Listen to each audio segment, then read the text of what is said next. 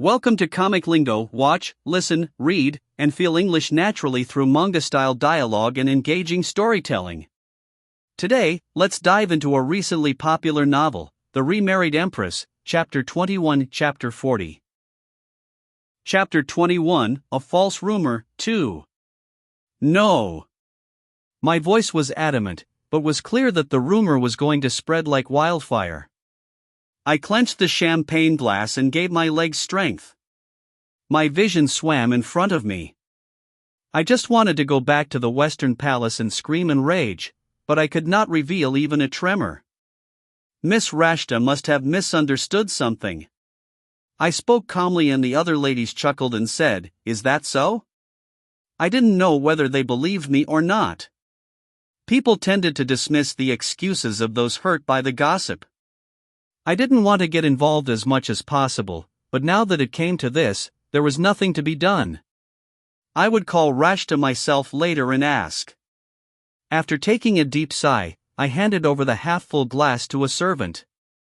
"Oh, I think the dance is about to start." Duchess Tuania gave an exaggerated laugh. As she had observed, the musicians had stopped, flicking through their sheet music and speaking lowly to each other. There was one rule at the ballroom dance: one could not dance with the same partner twice in a row. The rule allowed one to dance with multiple partners, but the partner for the first dance was considered the most meaningful. The groups began to split up and search for their partners before going to the center. Those who did not want to dance moved to the periphery. Sovyeshu will have his first dance with Rashta. Since our marriage, Sovyeshu always had his first dance with me. This year, however, I had a good inkling who his partner would be this time. I pretended to look away, but I could see Sovyeshu taking Rashta's hand and saying something to her. Rashta, happy, glanced at me. The look in her eyes turned to an apology, and Sovyeshu's head turned this way as well. I looked away before our eyes met, and I kept my chin high as I strode away. The only person who could ask the Empress for the first dance was the Emperor. No one else would ask me to dance anyway, so I thought it better to leave the area altogether to protect my pride. Duchess Tuania, the most popular woman in high society, already had a number of suitors on their knees. I couldn't help myself, but my eyes turned to Rashta and Sovyeshu again. Sovyeshu was talking to a nearby prime minister. Fortunately, Rashta was now looking closely at Duchess Tuania. I'm glad our eyes didn't meet. I didn't want them to notice my gaze. I stuck closer to the wall, hoping that my eyes wouldn't run into them again. However, a buzzing of voices broke out around me before I could reach my intended destination. I looked around. The eyes of the crowd were glued onto the wandering figure of Prince Anhltl. Two young ladies burst into giggles, their cheeks flushed in embarrassment. Many seemed to wonder who the prince would ask for his first dance, and he seemed to bask in the attention. I was still upset by Sovyeshu and Rashta, and I didn't have time to give my focus to this prince and his rumors. It didn't matter to me who he danced with. "Oh. You were here?" Until he came to me. The crowd murmured even more. I took out my fan and looked at him. When our gazes met, Prince Anhltl lowered his eyes and smiled. "I went halfway around this room to find you." Prince Anhltl took out a rose tucked across his chest. With the rose in his palm, he fell down on one knee and looked up at me. For a moment I was puzzled by his behavior. I think he's going to ask the Empress to dance. Only after hearing someone's startled voice did I realize what was happening. Someone wanted to ask the Empress for the first dance? And that someone was Prince Anhltl? My lips parted in surprise. "Are you good at dancing, Your Majesty?" Although he knelt like a typical knight, Prince Anhltl's voice was playful. I hesitated for a moment. I was already tangled up in various bad rumors about Rashta and Sovyeshu. Perhaps more misunderstandings would sprout if I danced with this womanizer.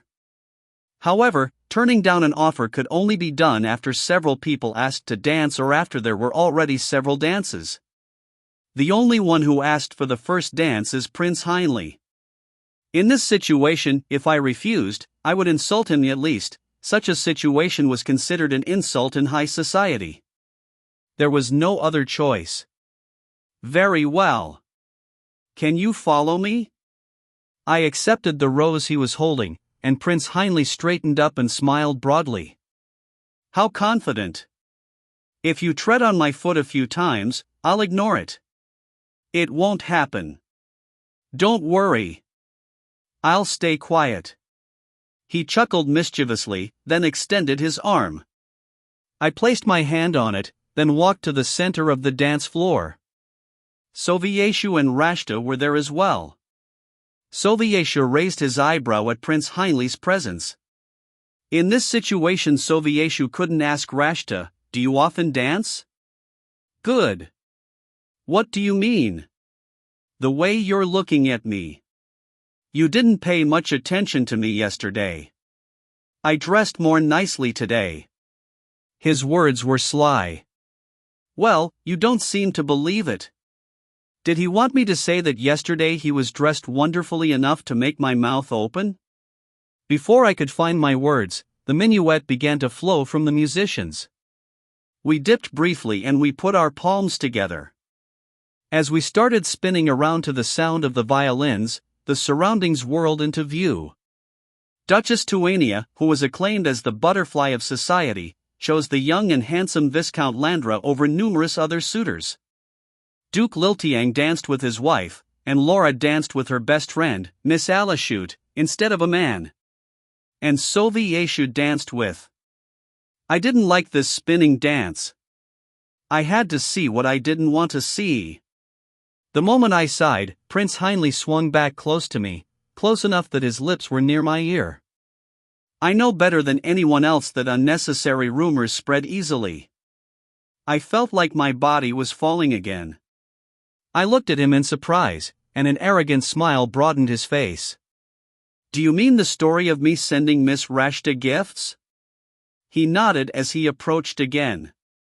It was surprising for one to talk about the rumors and console me. The sweet music finally came to an end. I stared at him hard for a moment to see if he was making fun of me, but it didn't seem that way. Thank you.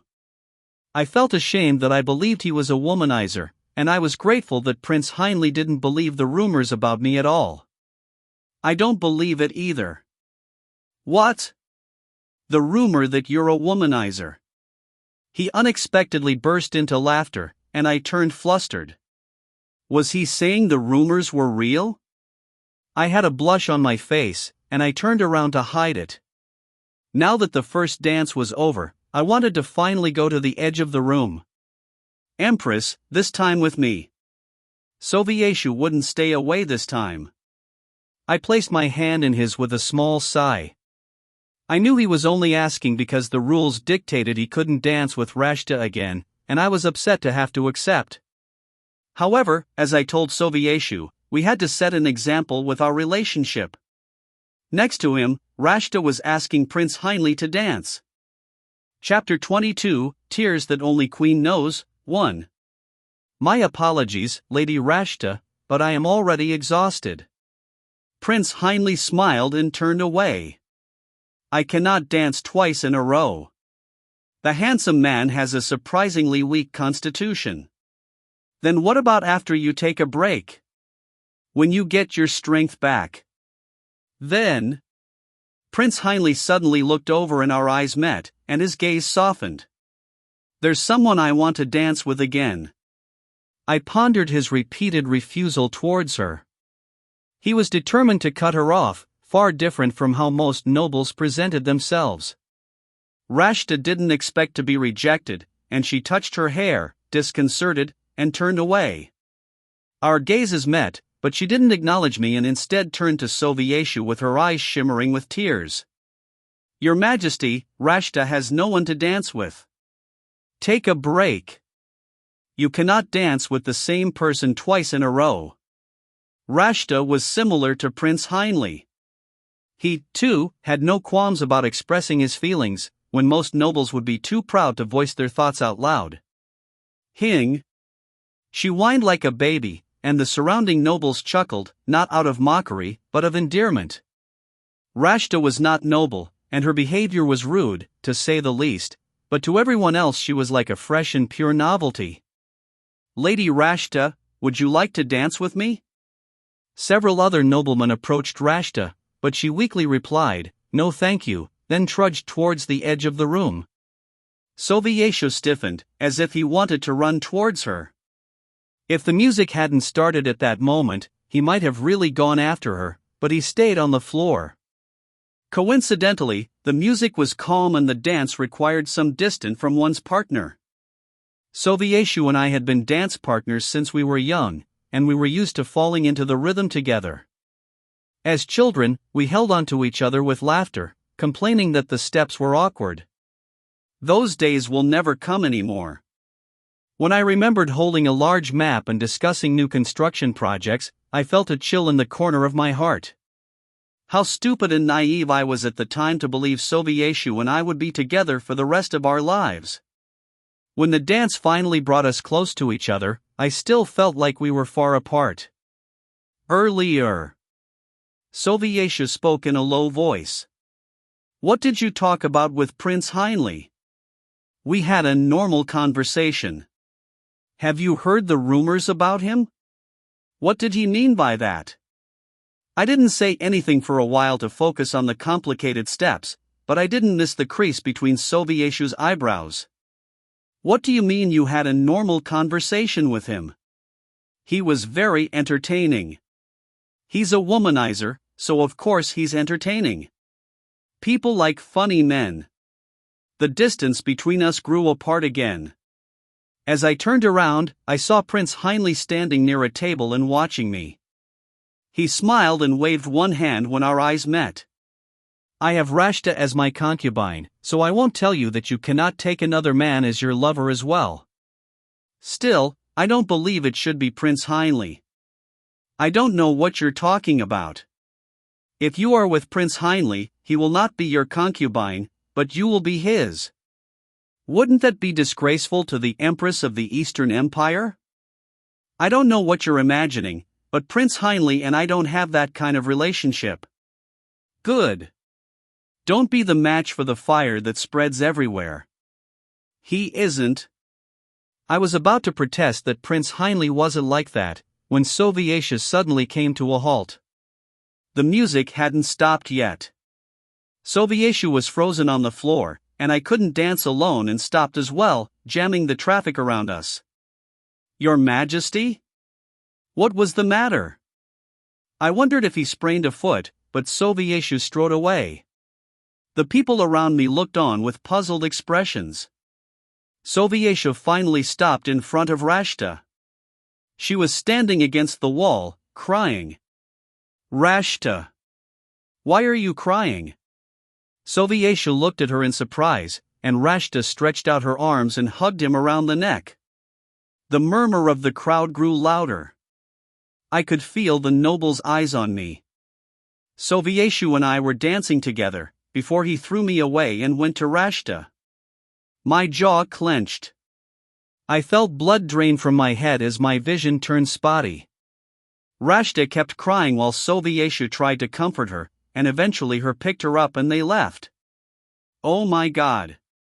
So it's true that the emperor loves the concubine. Yes.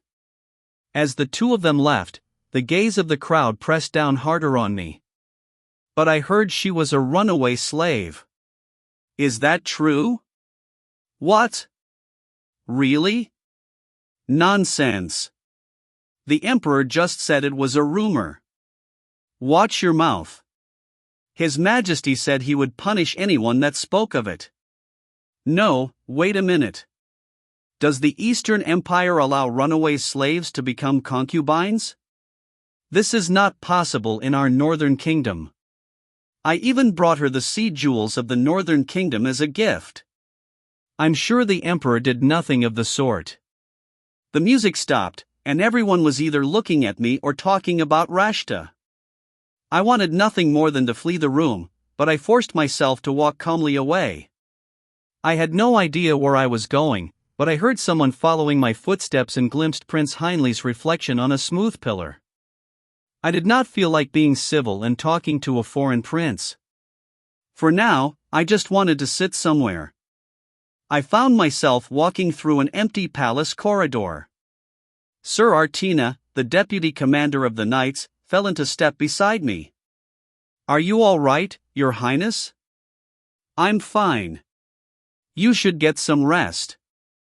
You look pale." I nodded. I went to my chambers, passing the drawing room before going into the bedroom. I fell face down on the bed, hugging the pillow and curling up on myself. My whole body felt unbearably heavy. How much was I carrying on my shoulders? Goo! There was a tap on glass, and I saw a queen sitting by the window. I opened it wearily, and Queen entered, blinking his large eyes. I took the bird into my arms. As his heat spread from his warm little body into mine, tears burst out of my eyes. How could this creature provide such great comfort? I soaked in the warmth Queen gave me like a person abandoned in a bitter winter. By the time I was finally calm, I realized I had been hugging the bird for too long. He was probably annoyed. I looked up, and to my surprise, Queen was simply peering at me. "Thank you. Goo. You always give me strength." I was embarrassed to say it out loud and whispered it in his ear, and Quinn covered his face with his wings. "Sometimes you're like a real person." Queen's eyes widened and he darted around the room, and there was a commotion outside. The paper hanging above the bed fluttered, and I pulled him towards me. I rang the bell to signal my permission for them to come in, and the main door opened and voices came inside. I went into the drawing room with Queen in my arms, finding several ladies in waiting there, including Countess Eliza and Laura. They had come straight from the party, and were dressed more splendidly than usual. However, the clock showed that the end of the ball itself was some time away. Why were they here? "Countess, what's going on?" Chapter 23, Tears That Only Queen Knows, 2. Although I wasn't expecting Countess Eliza, it was even more curious that Laura was here when she had been looking forward to the New Year's celebrations. Did I spoil the mood? Did they come after me because I ran away? Even so, I did not want to be consoled, strange as it may be. It was my pride that was injured when my husband loved another woman. There was nothing wrong with my reaction, but it was Sovieshu and Rashta that remained dignified while I shrank. I couldn't even explain this vague feeling, so I couldn't bring myself to speak about it. However, the way Sovieshu rushed to Rashta did not seem to be on their minds. Countess Eliza quickly fanned her face, and Laura kept nervously touching her curls. What was wrong? Come to think of it, everyone seemed to be quite agitated. "Your Majesty." There was a messenger from the Verdi estate. Countess Eliza lowered her fan as she spoke, and I stood there in confusion. The Verdi estate? Yes. Is it from Viscountess Verdi? Yes, Your Majesty. The message said that Viscountess Verdi can no longer serve as the lady-in-waiting for the Empress. Viscountess Verdi, didn't she borrow money from me a few days ago? Back then she looked like she was at the end of her rope. Are you sure it was from Viscountess Verdi? I looked on in bewilderment. Her household was in massive debt because of the troubled actions of the husband and son. The debt was not enough to leave them on the streets, but most of their income had been used to pay it off. And now Viscountess Verdi was quitting her position as lady-in-waiting? Laura continued anxiously. She quit in quite a hurry. Maybe Viscountess Verdi fought with her husband or son? Another lady-in-waiting made a suggestion with a concerned look. It might be a good idea to send someone to check on the situation. I suppose so. The next day proved our worries over Viscountess Verdi unnecessary. I was not obligated to stand with Sovieshu to the banquet on the second day, so I relaxed a little as I went to the banquet hall myself. There were many noble women there, including Countess Eliza and Laura, and Princess Soju from the Southern Kingdom. Princess Soju was the typical Southerner ideal, sweet and generous and a skilled conversationalist. Everyone's attention was drawn to what she said, when she suddenly looked over her shoulder and said, "That's her." When I turned around, Rashta was walking alone, smiling at the people around her. She seemed even more dazzling in the daytime. If our eyes met, she would come here and talk to me as if I were her sister again, so I turned my head away. Oh my God! But this time, Laura was staring at Rashta. "What is it?" I couldn't help my curiosity, and Laura answered with a glare at Rashta. "The blue silk she's wearing, Your Majesty. Isn't that the one Grand Duke Liltiang tried to gift to you?" I looked back and saw Laura was telling the truth. Rashta was arrayed in a gown of blue silk. The ladies clicked their tongues.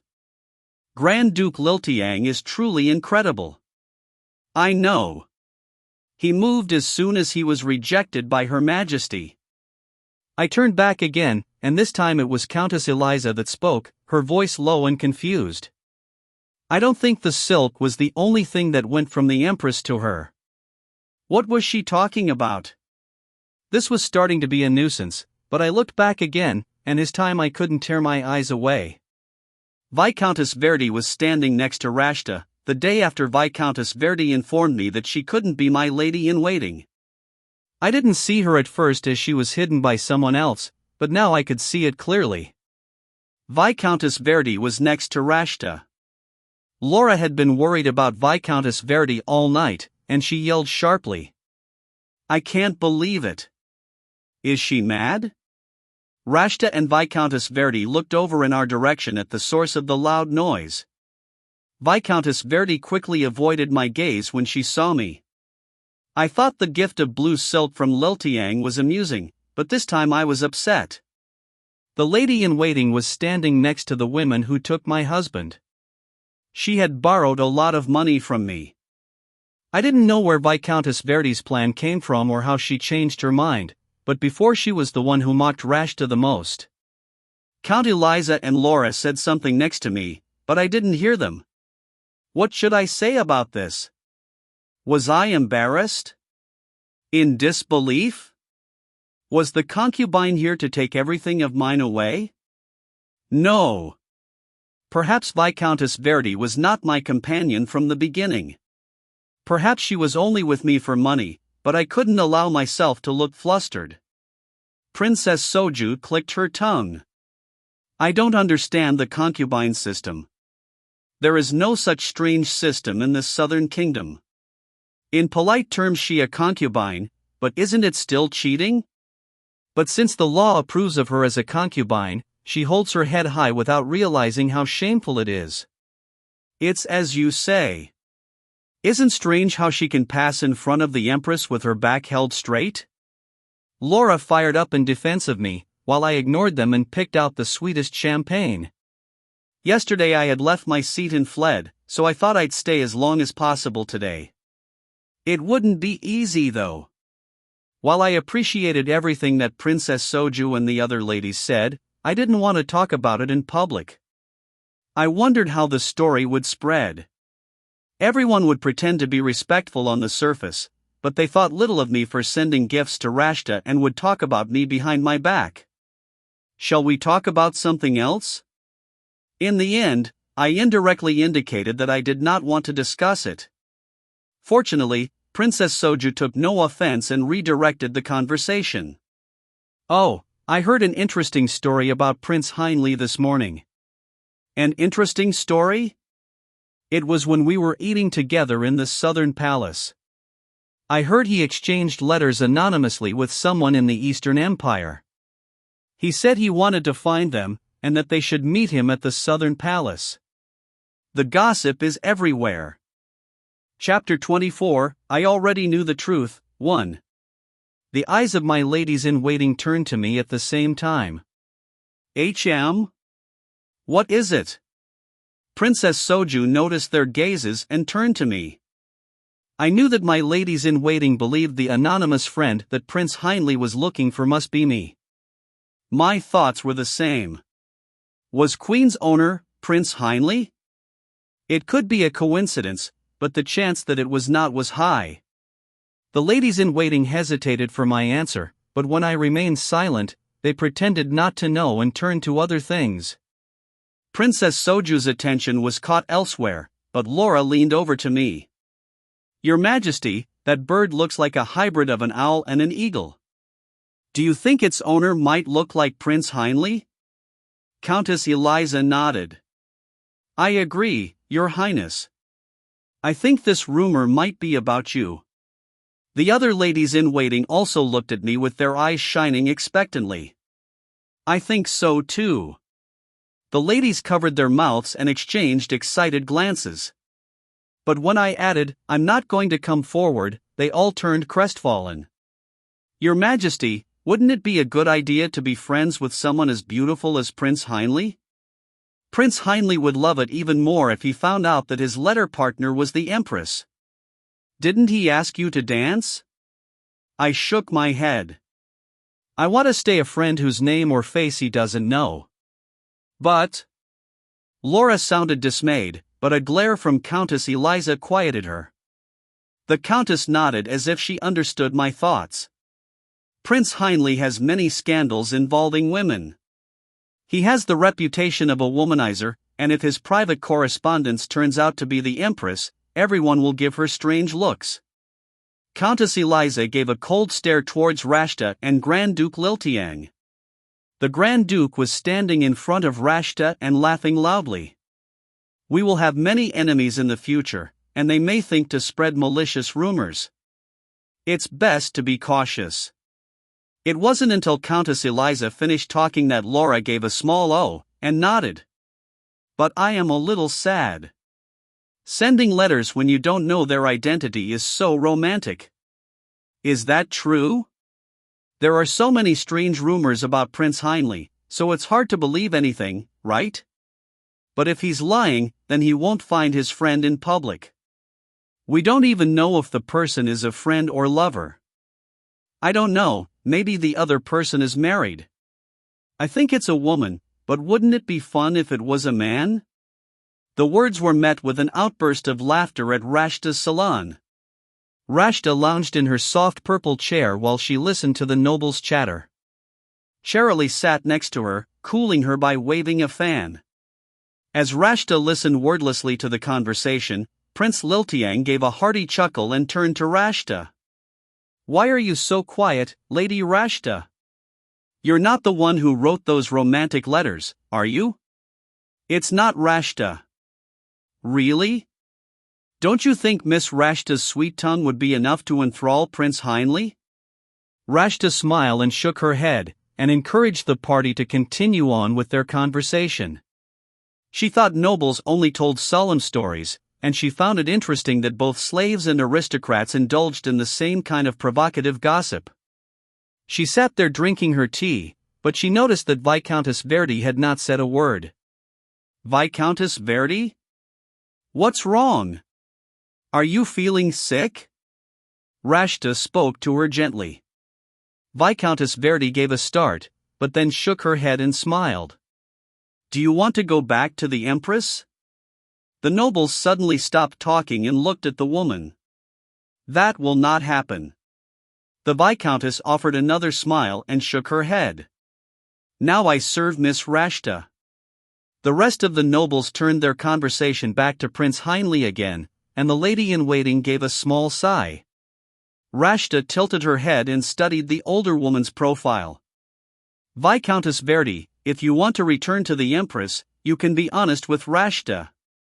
Eventually, Rashta spoke to her again after all the other nobles had left and there was only her and the two maids. I don't want to return, really, Miss Rashta. Viscountess Verdi answered her quickly, but Rashta was not convinced. Viscountess Verdi, who had taken up the position as Rashta's lady-in-waiting through Baronland, was someone who had stood steadfastly by the Empress' side ever since she took the throne. For this reason, Baronland chose Viscountess Verdi, who was dire in need of money. When a former lady-in-waiting of the Empress becoming Rashta's lady-in-waiting, Rashta's reputation rose. But even Rashta was not overly familiar with Viscountess Verdi. The lady-in-waiting was here because of money, and was not as reliable as Charlie or Kisu. Maybe Viscountess Verdi noticed the slight air of distrust, but she made excuses while having the eyes of a startled rabbit. "It's not because I want to go back to the Empress, Miss Rashta. But it seemed like... When they were talking about Prince Heinle, I just remembered something about the Empress." Rashta's look of distrust vanished. "There's a rumor about Prince Heinle, but what does it have to do with the Empress?" Rashta had already been rejected by the prince twice. Viscountess Verdi nervously fidgeted with her teacup, but she had already started speaking and Rashta was staring at her with bright eyes. She had no choice but to confess. "The letter acquaintance that Prince Heinle is looking for. It's Her Majesty the Empress." Rashta's eyes rounded. Charlie, who was fanning Rashta, looked on in surprise. "Really?" Viscountess Verdi replied with a quick yes to Rashta. "But the Empress won't come forward even if the letter acquaintance is Prince Heinle. She is very proud." Charlie gave a giggle. "Are you sure the Empress and the Prince Heinle exchanged letters without knowing each other?" "The Empress knows now. But she didn't at the time." Rashta's curiosity was aroused, but she didn't say anything and contemplated the information carefully. Viscountess Verdi glanced towards Rashta to see if she had said something offensive. After a long moment, Rashta finally spoke. "Then Viscountess Verdi knows a little about the letters that the Empress and Prince Heinle exchanged?" Yes." Viscountess Verdi's voice quivered, and a playful smile spread across Rashta's face. "Can we make it so it looks like the letter acquaintance is Charlie?" "I'm sorry? You want to deceive Prince Heinle?" Viscountess Verdi burst out angrily. Rashta gave a peal of laughter and held the hem of Charlie's dress. "It's not deceiving. I'm just playing around." "But..." "You said it yourself, Viscountess. The Empress would never come forward." "But, you would still be deceiving a member of the royal family." "Do you know the contents of the letter?" "I don't know about any recent ones, Miss Rashta. Prince Heinle might ask about it." "He may not ask." "But..." "How did they exchange letters? Even if they passed it through someone in the middle, I wonder." "But Miss Rashta, if he finds out, we can say it was a joke. If things go well, the prince will fall in love with Charlie. Right?" Chapter 25, I already knew the truth, too. I'm here to see Prince Heinle." The woman approaching the southern palace intercepted a man passing by. The man was a knight, though not a citizen of the Eastern Empire. "Who are you running an errand for?" "Oh, no. I wanted to tell him something." The knight tilted his head as he observed the woman. "You?" The woman was neatly dressed. She didn't look like a noblewoman. She had to be a servant working in the palace. He found it difficult to fathom why the prince would want to meet with a foreign maid. "I hear the prince is looking for his letter acquaintance." The knight's eyes widened. "You're the one Prince Heinle is looking for?" Coincidentally, the knight was of the Western Kingdom, the same as Prince Heinle. At the knight's distrustful look, the maid Charlie turned red and cried, "Yes." Rashta had persuaded her that she could play it as a joke if it didn't work out, but if it did, she could win the love of a beautiful prince. She was still terrified, however. The knight stared silently at Charlie, then turned around. "Come this way, please." Charlie anxiously followed the knight.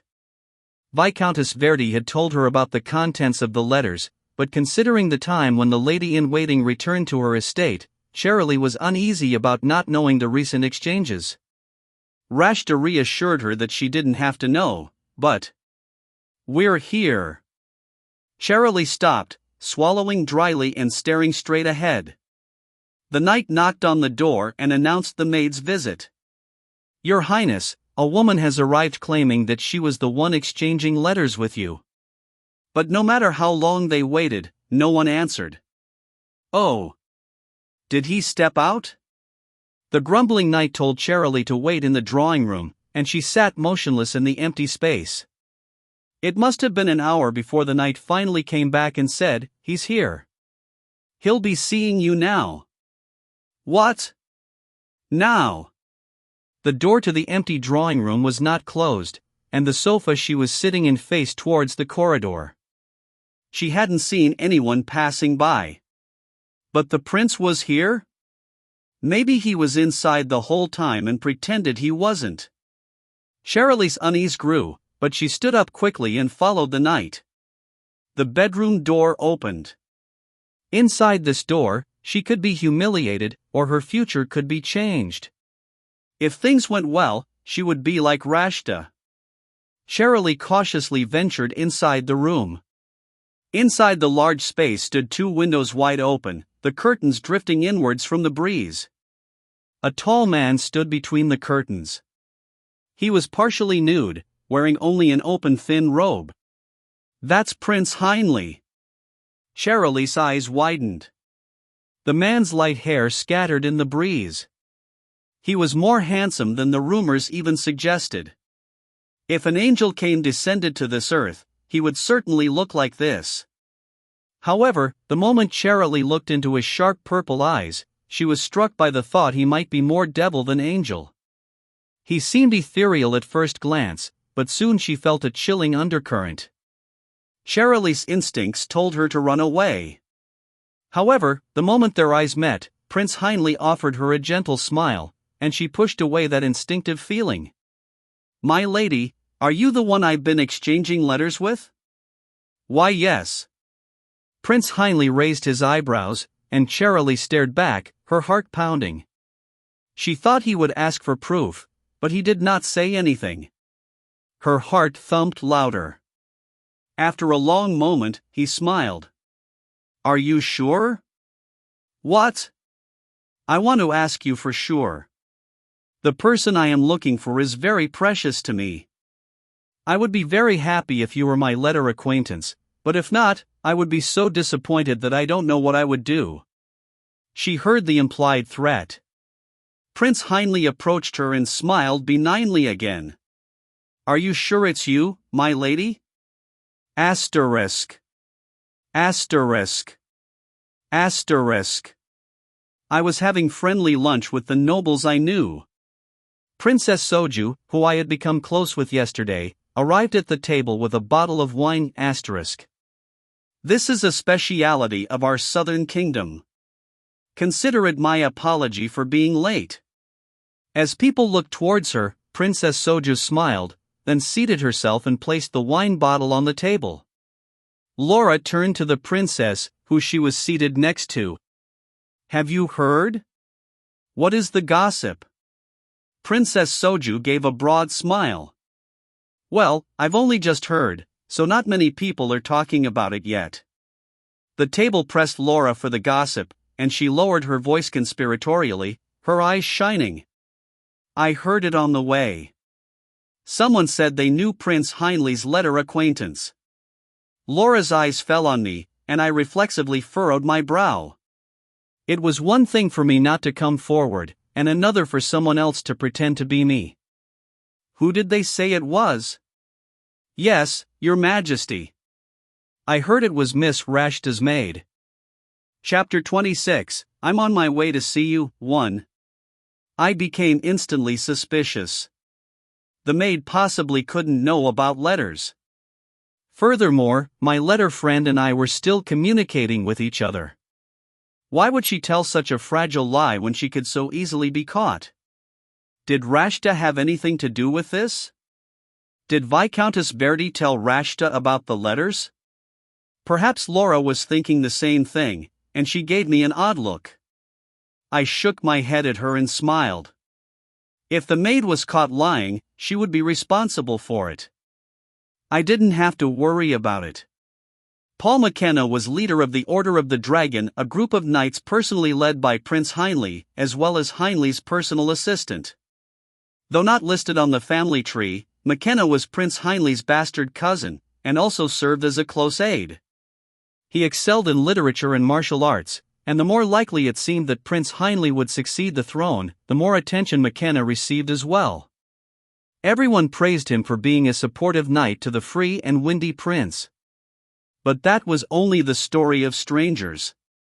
McKenna himself viewed himself not only as the prince's support, but as his most powerful chess piece.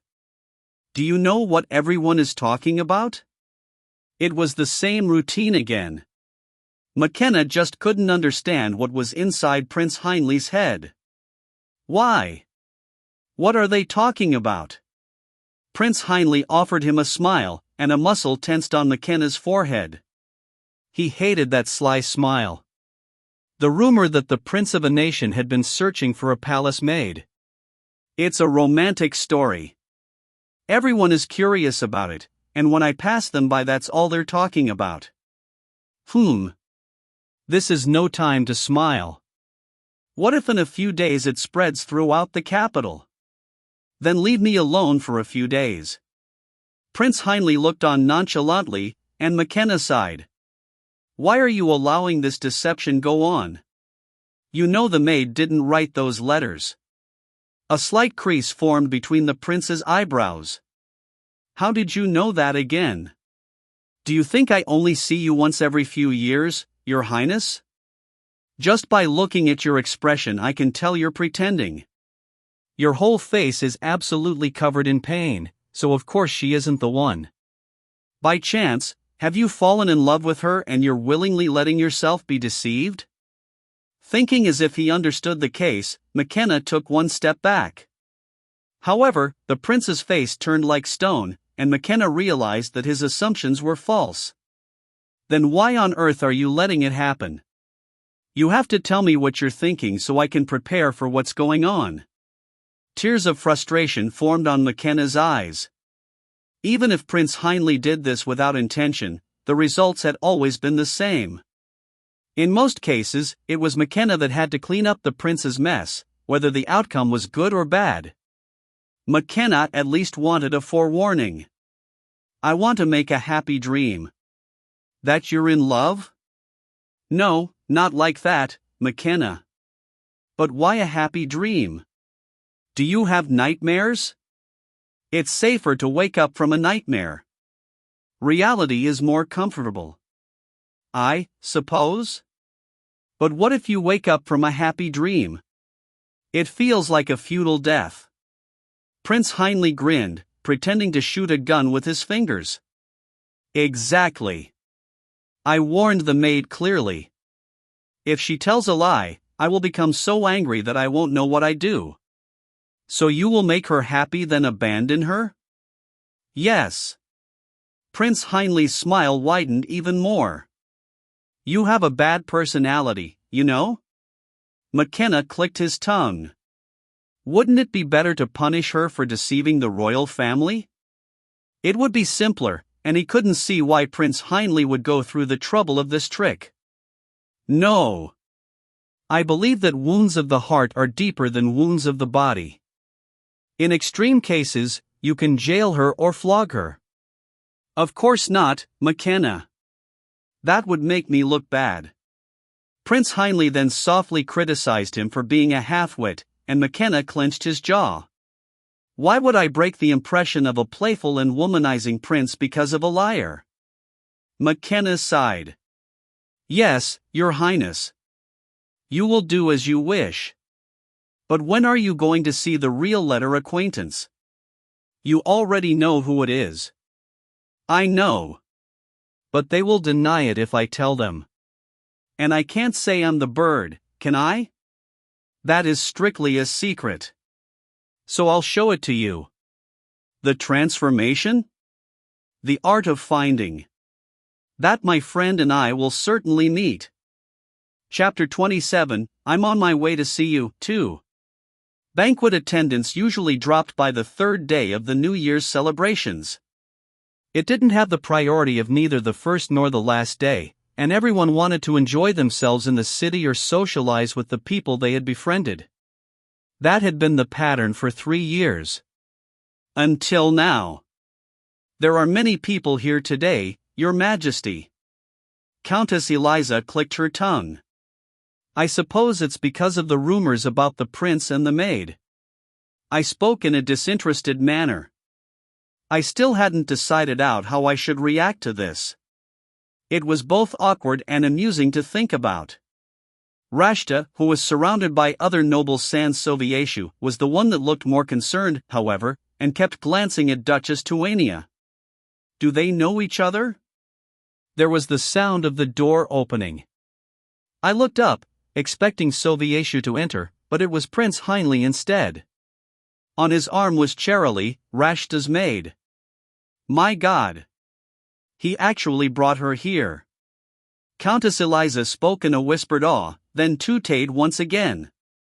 Cheryli looked much brighter in a pale pink gown compared to her servant uniform. That dress looks very expensive. Prince Heinle bought it for her, didn't he? They look good together somehow. I'm sure it's because they had been searching for someone they were in love with. The room started to buzz with gossip. At that moment, Prince Heinle looked straight towards me. I nodded in greeting towards him, but he made a strange expression, then frowned and shook his head. What does that mean? I wondered at that unusual exchange, but before I could think about it more, Prince Heinle walked away with Cheryli in tow. Soviétu entered the room soon after, and looked round, then headed towards Rashta.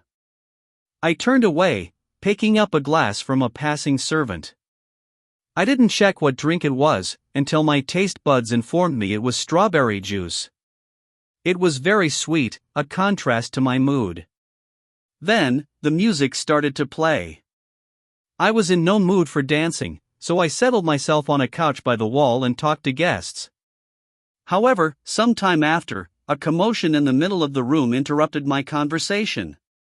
I looked up and saw everyone's eyes were turned towards Prince Heinle, who looked heartbroken, and Rashta's maid, whose face was blotched red with tears.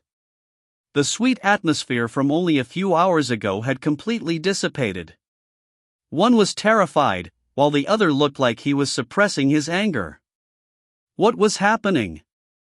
I couldn't hear well from here, and I stood up and made my way towards the crowd. Why did you deceive me? I told you, I was searching for someone important. When I got close enough, I could hear Prince Heinle's voice and immediately understood the situation. The maid had been caught lying. She was completely red in the face, and could barely choke out an answer. This is absurd. Prince Heinle exhaled as he waited for the maid's reply. Is this what servants do in the Eastern Empire? Deceive royalty? No, regardless of status, that is still deception, is it not? It was unclear if he was ranting to himself or speaking caustically, but some nobles glared at the maid and one muttered under their breath. Bringing disgrace to the country. The maid heard it and turned redder than before. What happened? I turned to the noblewoman next to me, and she lowered her voice to explain. I don't know exactly. They were having a friendly conversation, but I think the prince was questioning the maid.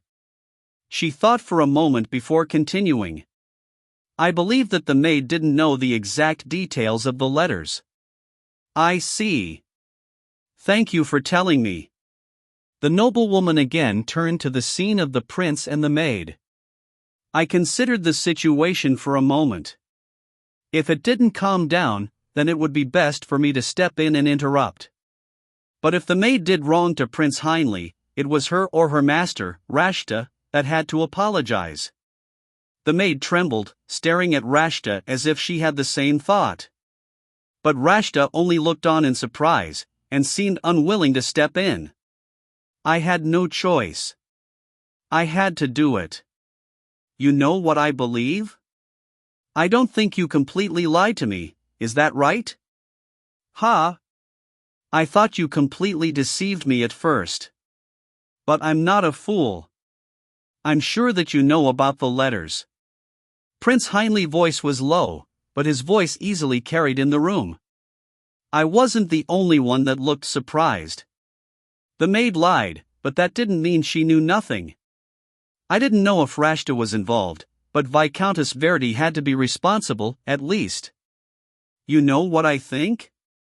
I think you weren't the one that exchanged letters with me, but you know who did. You are the go-between. Correct? I. Who is your master? Prince Heinle smiled. Isn't your master the one I've been looking for? My tongue felt thick in my mouth. What a complete misunderstanding. Despite his bold reasoning, the prince's eyes looked cold.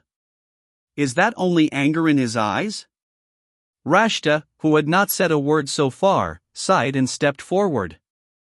I thought Prince Heinle was just a playful man when we exchanged letters. You're surprisingly sharp. Rashta wasn't just coming forward. She spoke with a nuance that suggested she knew him through the letters, and the nobles exchanged glances with each other.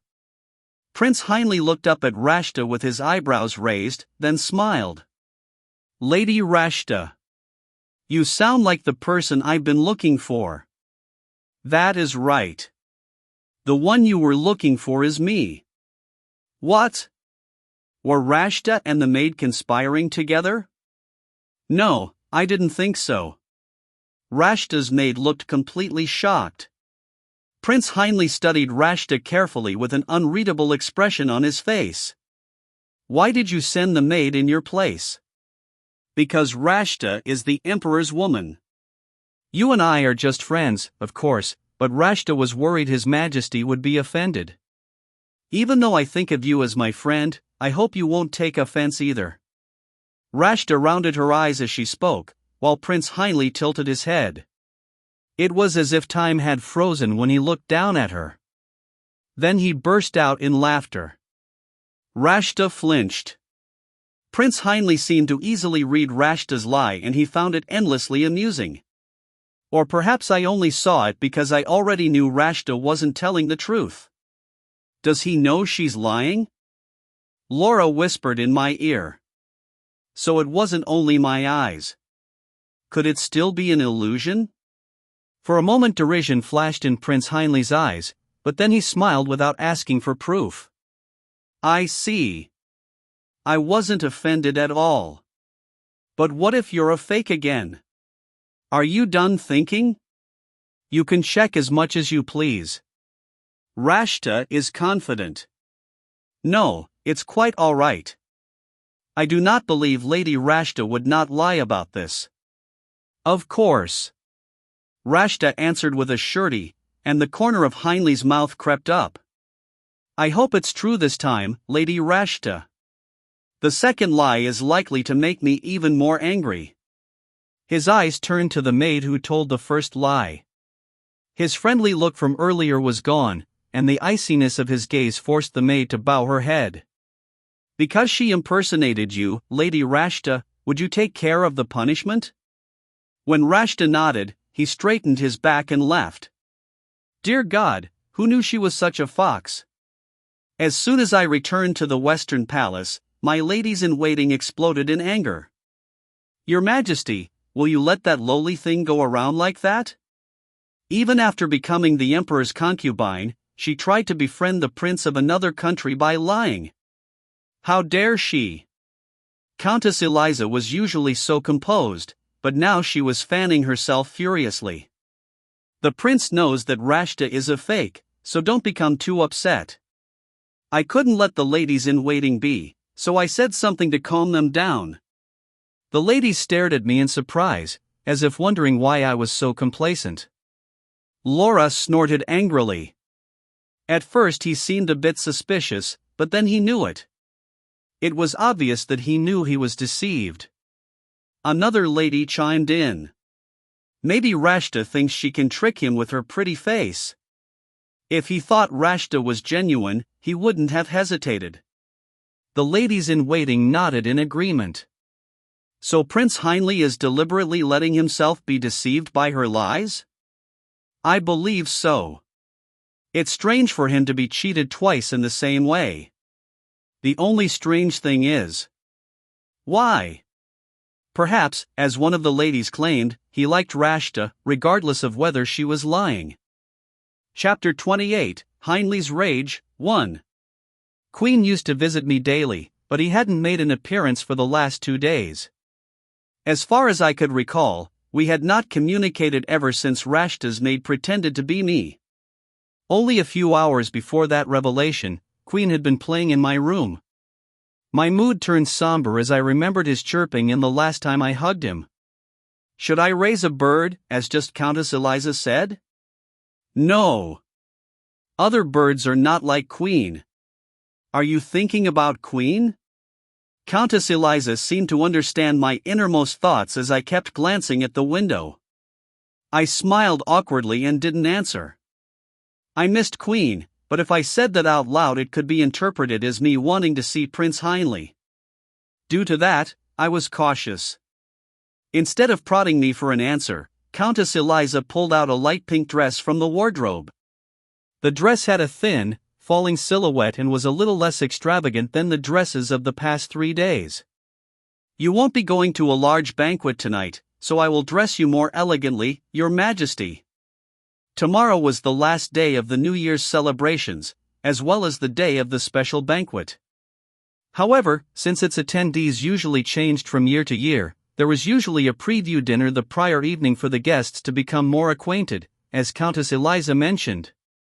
It was a bit unreasonable to wear an extravagant dress to dinner when it was only a relatively small gathering. Thank you, as always. I am honored. Thanks to Countess Eliza's preparations, my straight hair was styled in waves and my pale complexion looked rosy.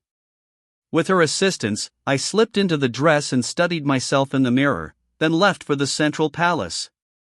No one came to work during large holidays, but I wanted to look over a few documents. I went to my office and looked over the guest list for the special banquet. In addition to having to carry polite conversation with the foreign guests, I had to familiarize myself with their culture as to not accidentally offend them. The most noteworthy guests were Prince Heinle and Grand Duke Capman. Prince Heinle was especially a prominent figure. I have to be careful with Grand Duke Capman as well. Grand Duke Capman was the only guest from another continent, who hailed from the great desert nation of Ruit. He was invited not only because he was a great man, but also because he was a foreign student who graduated at the top of the Magic Academy. There was not much exchange across the continents, and the trade merchants did not linger long. Little was known about the court etiquette of Ruit. One of the few books on the nation was the Travelogue, written after an adventurer's visit to the desert country. I had heard that Grand Duke Capman had mocked the book and said it was not in the least bit accurate. He's already been studying overseas for a few years, and he should be treated like he's one of us. After some lengthy research and learning, the time for the dinner arrived. When I left my office, I found Countess Eliza and Sir Artina nervously standing outside, and they called out Your Majesty when they saw me. I was wondering if I should go in. I've been checking the clock. At Countess Eliza's urging, I went back to my room where she touched up my hair and makeup, before heading to the Eastern Palace. Sister! Rashta was the first person I saw when I entered the dining room. She covered her mouth in surprise, then smiled and said, Your Majesty. My smooth expression almost crumbled. Was Rashta among the 20 special guests tomorrow? No, I had checked the list only a while ago. Sovieshu must have brought her here. While one could not attend the special banquet without an invitation, those who were not invited could still go to the dinner. A moment later, Prince Heinle, Sovieshu and Princess Soju entered the dining room. Princess Soju looked at me as if to say, What's wrong? But I shook my head and went towards my seat. Prince Heinle said hello to me, and I only gave him a slight nod. I could feel Princess Soju's eyes in my direction, but I didn't acknowledge it and took my seat with my head pounding. It was only after a servant poured water into my glass that Princess Soju leaned over and whispered quietly to me. I thought it was a joke until a while ago. Her voice was so low that I could barely hear it. What was? She glanced over at the prince. Prince Anhltl. I believe the rumor that he is a womanizer is true. He acts so sweetly to Miss Rashta in front of His Majesty, I thought he was some kind of human custard. Pub. Her expression sent me into a coughing fit as I drank from my glass, while the princess smiled in amusement. Prince Anhltl's, Rashta's, and Soviet's attention turned towards me at the same time, and I quickly schooled my expression and covered my mouth with a handkerchief. Now that Princess Soju pointed it out, the atmosphere did seem strange. Prince Anhltl was aloof and mysterious as always, but Soviet seemed more on edge than usual. From time to time he shot glances between Prince Anhltl and Rashta. And Rashta, she seemed to be enjoying the situation. Her cheeks were more flushed than usual at the attention of both the emperor and the prince. If it had been Rashta that Prince Anhltl was with from the beginning, then what would have happened? My heart throbbed at the sudden thought, but I soon shook it away. Even if it wasn't Rashta, Soviet would have still brought in a concubine one day. Princess Soju leaned towards me again. Strange. Prince Anhltl was so openly sweet on Miss Rashta before. Not now. I did not bother looking in their direction this time. Soon after, the table filled up with all the guests, and the servants brought in the first course: mulled wine, fresh celery, salmon with potatoes, and chicken poached in wine. It was well into the middle of a long meal when, suddenly, there was a sharp crash. The dining room turned silent. Soviet was staring at Prince Anhltl, his golden goblet spilled over his plate. Everyone watched them with bated breath. That's rude, Prince Anhltl.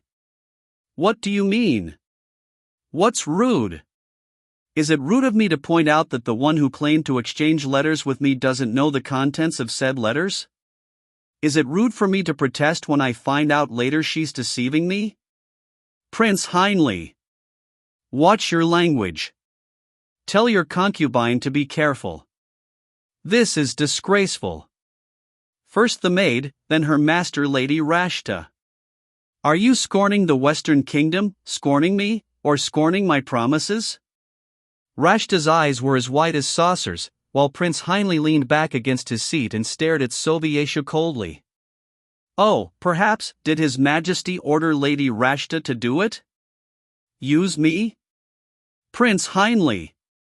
Chapter 29, Anhltl's Rage, 2. Despite the anger on Soviet's face, Prince Anhltl looked unimpressed. I'm sure Rashta wrote those letters. She was confused for a moment. The contents can be confusing, can't they? Does it make sense to confuse half the contents of the letters? Soviet turned even redder the face. Princess Soju was riveted on them as if she were entertained, and she set down her fork and started eating cookies as she were watching a play. Goodness, so Lady Rashta has a poor brain? 10 things, half forgotten? If her wit is the issue, then I'll admit my wrong. In an instant, the atmosphere turned ugly. I could only hear the sound of Princess Soju eating the cookies. With her lively and dependable personality, she showed her curiosity to the fullest extent. Am I the strange one here, everyone? The lady sitting here, Rashta, called herself my friend yesterday. I believed it because I thought that a famous lady like Rashta wouldn't lie, and I spent all day honoring her. And as Princess Soju put it, I was as soft as a human custard. Princess Soju flinched. Prince Anhltl has good ears. That's right. The princess automatically sided with Prince Anhltl in return for him calling her out. Prince Anhltl looked around and spoke again. But there was something strange during our conversation. Lady Rashta didn't know more than half of what she has exchanged with me. She knew nothing about our recent exchanges. Isn't it strange that she doesn't know half the contents, as well as the contents from only 1 or 2 letters ago? Lady Rashta's maid didn't know that as well. Everyone nodded, and Rashta's ears turned red. Soviet glared at Prince Anhltl as if he could shoot lightning from his eyes. Enough of this, Prince Anhltl. It was supposed to be a quiet matter, but it was the Emperor of the Eastern Empire that brought it out to the open. Shouldn't a knight protect his lady if she's in trouble? If the Western Kingdom condemns a poor woman over a trivial matter and calls that chivalry, then there's nothing left for me to explain. No. My lady was falsely impersonated, and I must protect her too. What? A playful smile lifted on the prince's mouth. Of course, my letter acquaintance may be a man, not a lady. His gaze fell on me for a moment, and my heart ran cold. It occurred to me that I wrote "I am a man" as a hint. He's mistaken, right? Even if Prince Anhltl discovered that Rashta was the false friend, there was still no way he could tell I was the real one. It was then. Rashta, who had not said a word so far, whimpered, "It's too much." Everyone's eyes shifted from Sovieshu and Prince Anhltl towards Rashta, who sniffled as if she were the main character in a play. One of Prince Anhltl's eyebrows lifted. "Why did you try to deceive me again, Lady Rashta? Why did you play a trick with the maid?" Rashta let out a sob. "I said the contents of the letter exactly. But Prince Anhltl keeps insisting it's a lie. What on earth?" My lips parted at that moment. What did she just say? Tears started to stream down her eyes. "I think I know why you're doing this. Is it because Rashta is not the kind of person you wanted? Were all the gestures of friendship you sent to Rashta false? She was the image of a tragic heroine who had been wrongly abandoned." Sovieshu clenched his jaw as he glared at the prince. "Is that true?"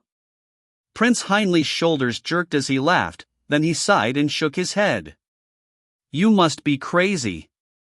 Are you accusing of Rashta being a liar because you saw her with His Majesty? I once believed Rashta's naivety came from innocence and ignorance. Now I knew that she was deviously cunning woman." Prince Anhltl clicked his tongue. "Lady Rashta, you are the most brazen person I have ever met. For the sake of our friendship, please don't keep saying things that will hurt Rashta."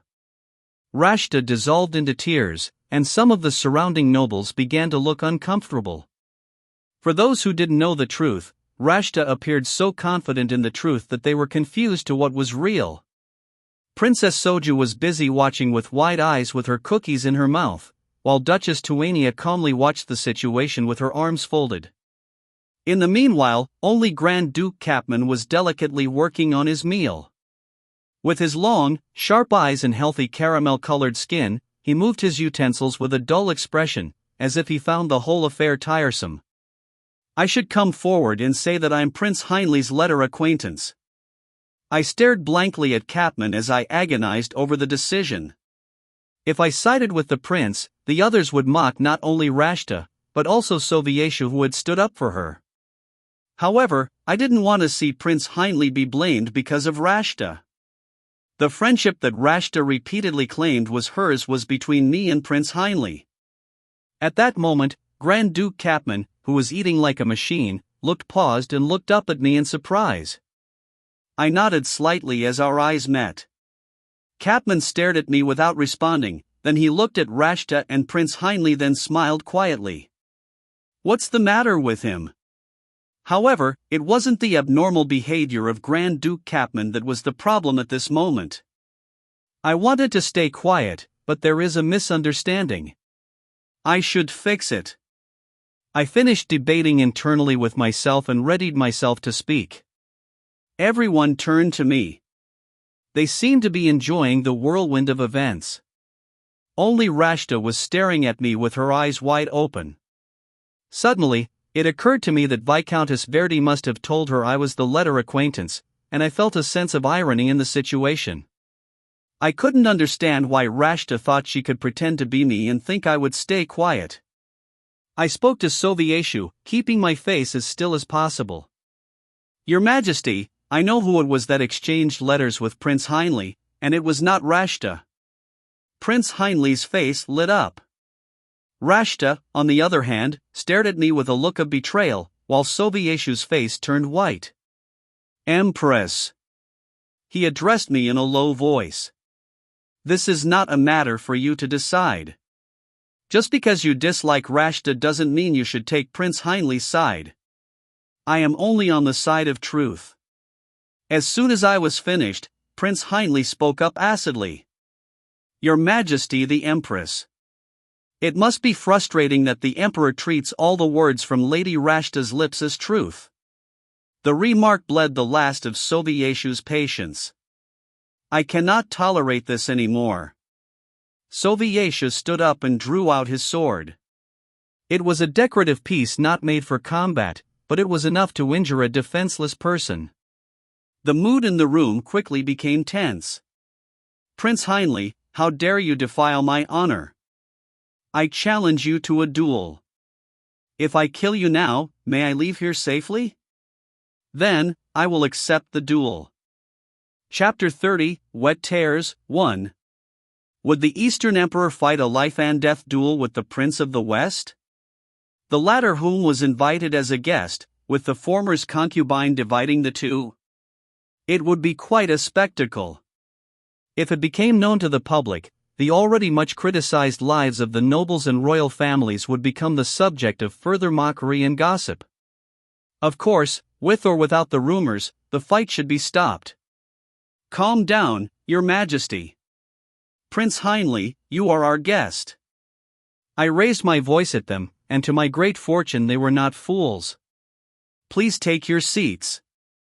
They both sat down, and the meal continued quietly. I've never had such a trying meal the eve before the special banquet. My stomach turned. What on earth was happening? Was it because of Rashta or Sovieshu? Or perhaps both?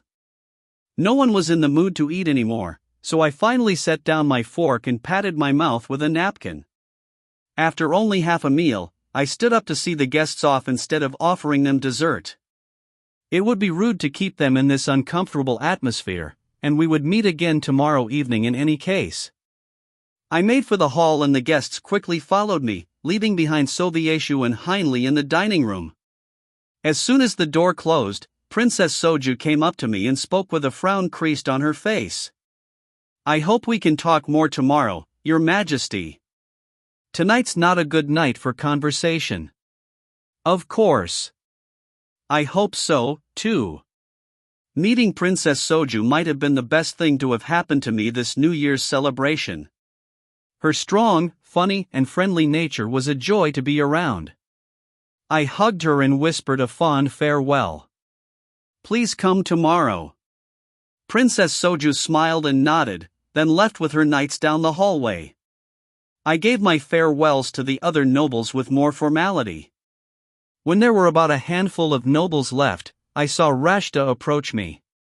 I thought she had something to say, but instead of talking she stood by my side. Why was she here? I wanted to ask her that, but Emperor Serim of Blue Bohemian approached next. Please come and see Rashta tomorrow. Thank you for coming tonight, Your Highness. As soon as I bowed, Rashta mimicked me, as if we were seeing him off together. Yes. Emperor Serim answered in a stammering tone, and he looked between me and Rashta then turned away. He seemed to think I was bowing to him together with Rashta. Rashta turned to look at me and asked in an amiable voice, Are you all right, sister? This situation was absurd, but there was no convention or precedent that I could use to stop her. I deliberately broke away from Rashta and approached Marquis Samanu, one of our allies. However, Rashta followed my footsteps again and smiled coquettishly at him, making the Marquis laugh. She continued this until there was only Grand Duke Capman left. Did she have the courage to approach him? She came up to him, speaking in a gentle voice. My lord. At that moment, goose flesh erupted on my skin. Her voice had suddenly changed. Earlier, she had been bright and playful, but now her tone had taken on a deeper quality. She was imitating my voice. It wasn't a perfect recreation, but it was close. Will you be attending the special banquet tomorrow? Her words evaporated in the air as the Grand Duke passed us in silence. It was more embarrassing that Rashta attempted to imitate me, rather than the Grand Duke Capman passing by me as well. "Miss Rashta." She smiled and said in her usual sweet voice, "Yes, Your Majesty." It was not the same person who looked at me like I betrayed her in the dining room. I suppressed my feelings and spoke as calmly as possible. "I plan to ask you this after the New Year's celebrations, but now I have to know. What is it? Why did you lie to everyone and say that I sent you gifts?" Rashta's eyebrows lifted in confusion. "Lie?" She waited for me to continue. Her conscience was pricked, surely. "Rashta didn't lie, Your Majesty. It's true that the Empress sent many gifts to Rashta. I don't know where this misunderstanding comes from, but I did no such thing." "What? Are you angry because Rashta said she wrote the letters?" I stared at her in silence, and Rashta clasped her hands together as tears started to form in her eyes. But Viscountess Verdi said the Empress would never come forward. In fact, the Empress would be embarrassed by this. So I didn't mean anything. I was only trying to play. Play? And I helped you, too, Your Majesty. You helped me? Rashta looked about ready to cry again. You didn't want anyone else to know you were the letter friend. Why are you always so scary to Rashta? Before I could say anything more, the door opened, and both Sovieshu and Prince Heinle appeared, their faces stiff. They seemed to have been arguing with each other inside. Whew! Rashta's tears finally broke. Sovieshu looked at her in surprise, then approached her and wiped her wet cheeks with his sleeve. Rashta? Why are you crying? Sovieshu glared at me as she sobbed harder. What happened, Empress? What's wrong with Rashta? I asked her a question. What did you ask her? I asked why she lied when I never sent her gifts. Sovieshu's expression tensed. You asked her about that? She's been telling people, so of course I did. Who else should I have asked? I stared at him wondrously. His lips were tightly pressed together, and he looked alternately between me and Rashta before he sighed. If Rashta is mistaken, shouldn't we just let it go? I cannot allow my name to be used this way. You don't have to confront Rashta. It's my fault. I sent her gifts in your name. My head spun. Sovieshu gave her gifts in my name? Rashta opened her eyes wide and looked at Sovieshu, her tears clinging delicately to her lashes. Is that true, Your Majesty? There was a misunderstanding because of me. Sovieshu nodded and murmured an apology, but Rashta shook her head. No, Rashta is so happy. You did it for Rashta. I clenched my fist. I was the one who was gossiped about because of Sovieshu's and Rashta's mistake. And it was Rashta that Sovieshu apologized to, while Rashta thought it touching. Before, I had distanced myself from Rashta.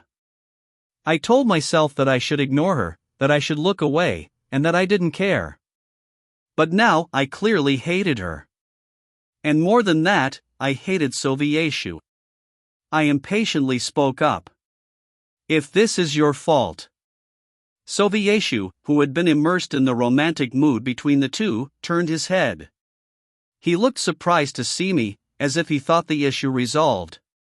I stared coldly into his eyes. You have to take the blame, Your Majesty. You admitted responsibility. No matter the circumstances, you shouldn't assume another's name. Isn't that right, Your Majesty? Sovieshu looked at me in bewilderment. Do we really have to deal with that here? Yes. Now that you've admitted guilt, shouldn't you be held responsible? Sovieshu's complexion paled. I noticed him discreetly glancing between Rashta and Prince Heinle. His pride was injured in front of a distinguished man and the woman he loved, but the pride he wanted to preserve was not the pride of an emperor, but the pride of a man. Should I help him protect that? No. What do you want? Do you want me to cry like Rashta? I want you to apologize. Apologize? Please apologize for using my name. I'm sorry, alright? And since Miss Rashta has been spreading false information, I hope that she will take responsibility and correct it. Sovieshu exhaled. Is that really necessary? Are you afraid you will lose face, Your Majesty? Because my face has already been crushed. If your face was crushed simply from sending gifts to Rashta, then you are poor and shallow from the start. It is also poor and shallow not to correct it. Please take care of it as soon as possible. The Empress should do it herself. Don't you dislike other people speaking in your name? Of course. Why are you so narrow-minded? You were never like that before, were you? I should say that to you. And don't speak impolitely to me, Sovieshu. Chapter 31, Wet Tears, 2. The Empress' demeanor was as remote and as cold as a glacier. Anhltl stood dazed as he looked at her profile. Her low, gentle voice captivated his ears, but her icy voice even more so. How would it sound if she said his name like that? Anhltl swallowed dryly as his imagination made his head spin. He wanted to kneel before that overbearing Empress and pour kisses on her hand. He wanted to hear her speak in that cold voice and issue commands to him. How would it feel to obey her orders and then to rebel? It had started out as curiosity. He was curious about the Empress from a foreign country, and so he traveled as far as the palace to see her. Despite rumors that she was made of steel or ice, she was surprisingly soft and charming towards birds. The rumors weren't exactly wrong, however, but he was surprised to see her ordinary side. He felt sympathy for the way she put up a strong front while she cried in secret. He heard her talking to herself as she tried to hold back her tears. What the people wanted was not an emperor's beloved empress. But to him, she was incredible.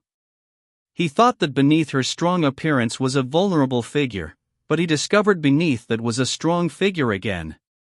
The feeling of curiosity and attraction turned into anxiety after actually meeting her. Why did she ignore him when he tried to make himself known? Why did she pretend not to know him?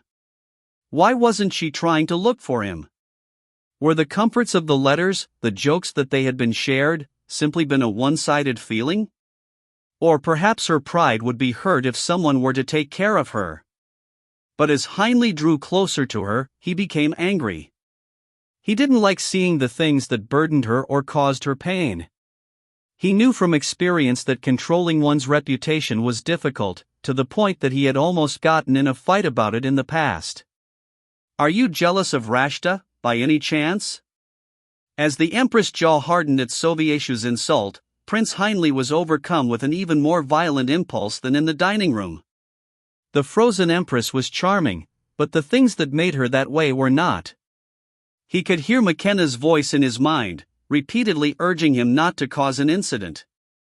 It irritated Anhltl that he could not officially stand up to defend her honor. Your Majesty the Emperor. You must be more discerning. Eventually, Anhltl spoke. McKenna will be furious when he hears about this. Their king was bedridden, and the court affairs were in chaos. Did he really want to antagonize the Emperor of the Eastern Empire? Despite this, Anhltl couldn't help but speak up. This doesn't concern you, Prince Anhltl. I'm a witness. How can I keep my nose out of this? Anhltl added a grin as he stood next to the Empress. Your Majesty, do not worry. I will be the one to spread rumors about the truth. Your reputation will not be tarnished by this mistake. Things could have gotten worse if it were not for McKenna, who came running to Prince Anhltl's side and stole him away. I heard you say something about reputation. Are you changing course? Anhltl walked in silence to the southern palace as McKenna nagged at him. Do what you usually do, Prince. Don't fight from the front, fight from behind. Why are you trying to do something that you can't do well? And why does it have to be with the Eastern Emperor? At this rate, our spying will be moot. McKenna's nagging got worse as soon as he closed the door, and Anhltl ignored him and pulled up a chair. What are you going to do with the chair? Are you going to hit me? Sit down. As McKenna sat down, Anhltl touched his head and forced mana into him. With a cry, McKenna turned into a bluebird, and the clothes he wore tumbled to the ground. McKenna's eyes widened as Prince Anhltl went to his desk and then held out something. Dash? Deliver this to Elgi. I won't get myself in trouble, so go and deliver it. I'll fight from behind, just as you said. Chapter 32, Drink Water and Sprout, 1. Prince Anhltl seems to be a completely different person than the rumors suggest. Countess Eliza, who was playing chess nearby, turned her head at my faintly spoken words. What did you say, Your Highness? I turned my book upside down and placed it on my lap. Could I tell them this? Would it sound strange? My ladies-in-waiting knew I was the real letter friend, and so there was no need for me to say anything more. However, I thought it would be helpful if I could change any of the rumors about Prince Anhltl with my own words.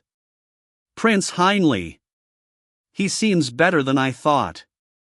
I spoke nonchalantly as I picked up my teacup from the table and took a sip. Laura, who was playing opposite of Countess Eliza, surreptitiously changed a horse's position while the Countess was not looking. Right. And he knew that the maid and the slave didn't write those letters. Ah, that was wrong. Anyway, he found out quickly. Even though he's a womanizer, he's more faithful than other nobles. Countess Eliza had slapped Laura on the back of the hand and restored the horse's original position on the board. Laura is right. Though he may seem like a carefree person, he's not frivolous. A lady-in-waiting sitting comfortably on an armchair gave a vindictive laugh. Even more so, I liked it when the slave's lie came to light. Sympathetic comments started to spring up from the other ladies. Did you see how his blood pressure went up when she lied so shamelessly to him? The foreign nobles who mingle with her must have come to their senses by now. However, Artina, who was silently standing by the door, immediately threw cold water into the situation. I don't believe so. At Artina's certain tone, the ladies-in-waiting all turned to him with questioning expressions. The knight nervously scratched his cheek, as if overwhelmed by the ladies looking at him all at once. Baron Lant is responsible for Miss Rashta's affairs, and he talks about her differently. Differently? How? Laura's eyes were wide as she questioned him. I also looked at Artina, setting the now empty cup back on the table. I knew Baron Lant, he was Soviet's secretary, and quite a brilliant man. Moreover, he was extremely fond of Rashta, and it was only good for her if Baron Lant was coming forward and turning the rumors around. Because of Miss Rashta's beauty and charm, some say that the Emperor and Prince Anhltl are fighting over her. When two conflicting rumors spread, there would be at least one that believed one story or the other. Baron Lant had planned this out carefully. Laura shut the chessboard in frustration. I absolutely despise her. Watch your mouth, Laura. You are a lady-in-waiting of the Empress, and offensive language will only hurt Her Majesty's image. I am careful in front of others, Countess Eliza. Yet still, I have no other way to express my emotions. Then, as Laura cried out her frustration, there was a tap on the window. Queen! It had been several days since he came here last, and I quickly got up and opened the window to let him in. I was so happy to see him after such a long time that I held him tightly. Queen embraced me with his wings, and Laura finally calmed down and gave a giggle. That bird is so sweet. Look how he holds Her Majesty. Maybe he's not a bird. I scolded the ladies for teasing Queen, then I gently placed him on my lap and stroked his head. Queen large purple eyes closed as he dozed off, but occasionally he startled and looked at me. I missed you. I confessed my feelings frankly to him, and he peered at me as if he understood me. Strange. Why did this bird remind me Prince Anhltl? Well, perhaps it was because Prince Anhltl was the bird's owner. Ah. I almost forget to check the note on his leg. I took the piece of paper, set Queen aside and opened it. I had wagered my identity. Why don't you want to participate in the bet? Did Prince Anhltl know that I was the letter acquaintance or not? A few hours ago, I told myself that the writer was Prince Anhltl, but I didn't even have the time to ask him because Sovieshu and I immediately fought. I hesitated before writing my response. Please keep our friendship by letter only. Queen watched me patiently as I wrote. As soon as I lifted my hand from the paper, he checked the contents, then made strange noises and started jumping up and down. Goo! Goo! Goo! He seemed to be criticizing me on behalf of his owner. Don't be so upset, Queen. I prefer it this way. Goo! If your master and I meet each other, we will be Eastern Empress and the Western Prince, not friends that can speak casually to each other. We would have to be careful how we behave in front of other people. I have become a source of entertainment because of Sovieshu and Rashta.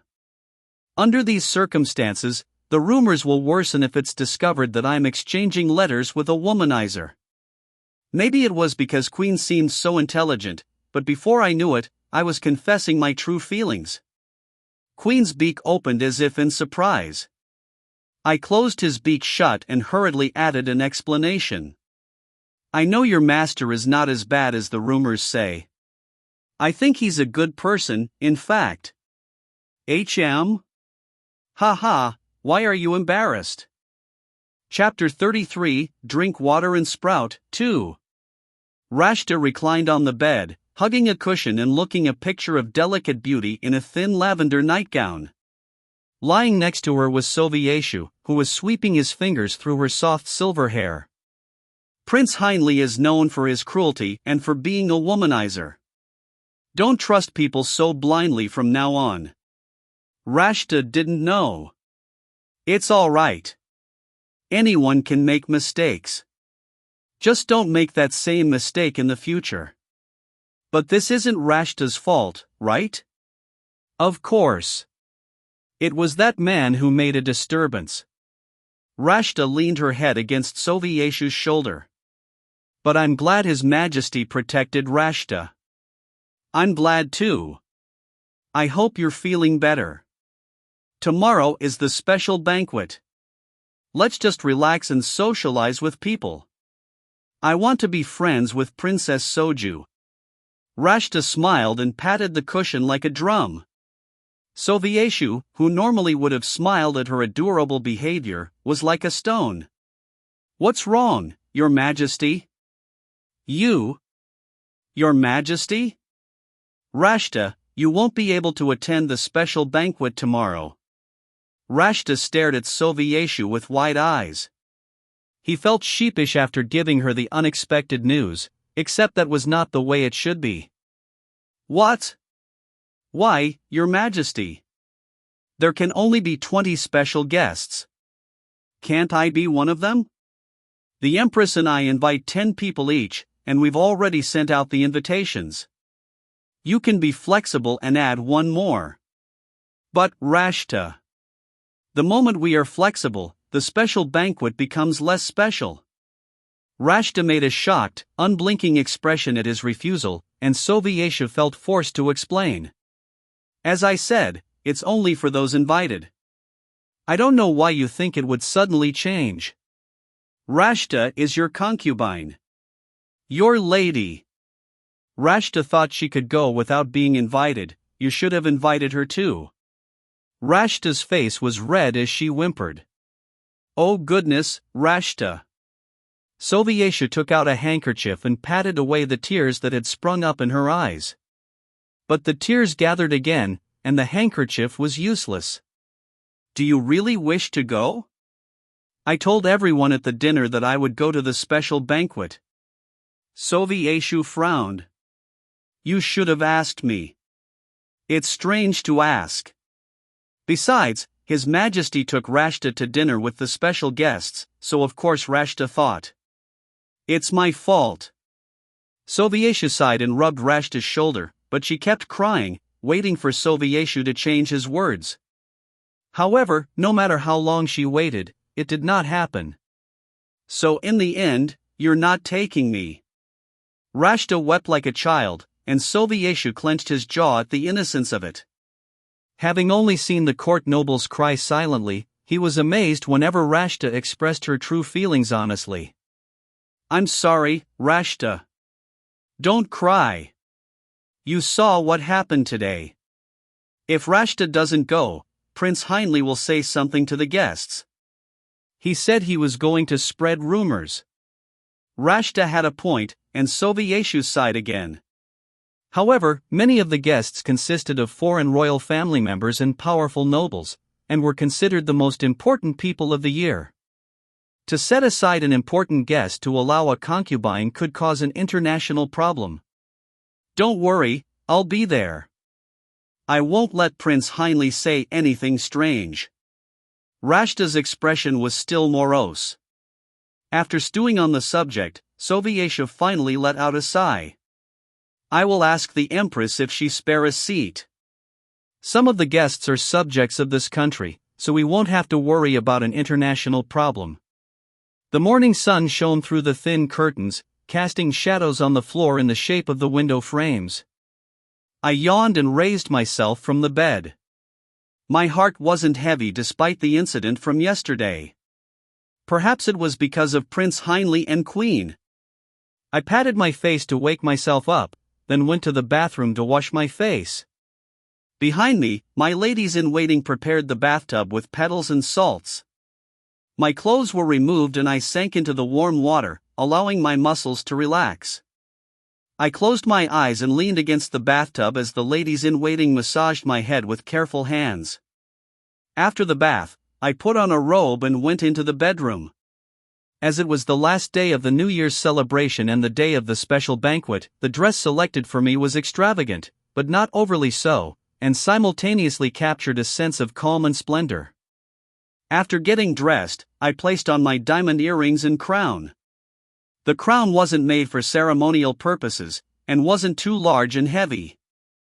I looked over my notes on the special guests while the ladies styled my hair to match the crown. However, before they could finish, one of Sovieshu's secretaries arrived. As I was already dressed, I allowed him in, and the secretary conveyed Sovieshu's words with great embarrassment. Your Majesty, the Emperor would like a word with you. Now. Yes, it's about the special banquet, so please come quickly. It had to be urgent if it was about the special banquet. I nodded and ordered the ladies to quickly finish my hair. We'll put it together when you get back. Is that all right? I don't want to bother you twice.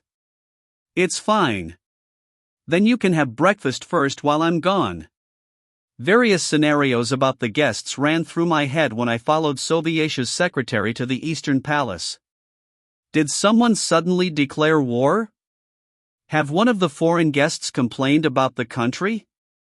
Or did one of them offend us? Has anyone suddenly announced their absence? What's going on? I immediately questioned Sovieshu as soon as I entered his room.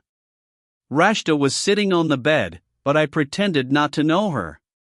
However, I did notice her staring at me, staring at the crown on my head, more exactly. I frowned in discomfort, but Rashta continued staring with a bewitched expression and did not look away. Sovieshu was the first to speak. Can you make room for one more person? Is something wrong? Are there any reports that Secretary Bimali or the Chief Magician Calanzano are able to attend? The Secretary and the Chief Magician were those who originally had reservations. They were invited by Sovieshu, but they did not attend the New Year's ceremony because they had already refused for other reasons. No, it's not them. Then, who on earth were we supposed to set up a seat for? I studied Sovieshu closely, who seemed caught in an awkward silence. I want to take Rashta with me.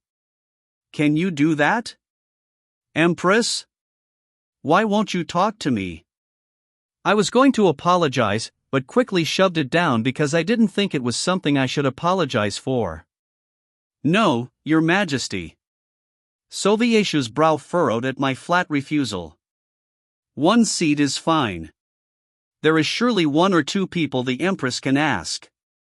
It's possible to ask for consent if they agree. But if Secretary Bimali or the Chief Magician Calanzano came, they would be offended by the sudden cancellation of the invitation for your concubine. Sovieshu's expression turned even colder. I understand the connotation of your words, Empress. The answer would have been the same if it had been my lover, or even if it had been another concubine that was not Rashta. Then why don't we exclude people such as Duchess Tuania? I don't want to hurt the people I cherish, Your Majesty. Chapter 34, Secret Friend, 1. I could tell that Sovieshu believed me to be a heartless person. It was clear by the lines between his brows, which were usually not there, and the narrowing of his eyes. The Empress is cold. As I should be. What? An international embarrassment could happen if Sovieshu disregarded his guests, and the blame would fall to him. But if I set aside a guest for Rashta, I would be blamed for doing something wrong to impress Rashta and Sovieshu. A similar rumor had already spread after Sovieshu gave Rashta gifts under my name.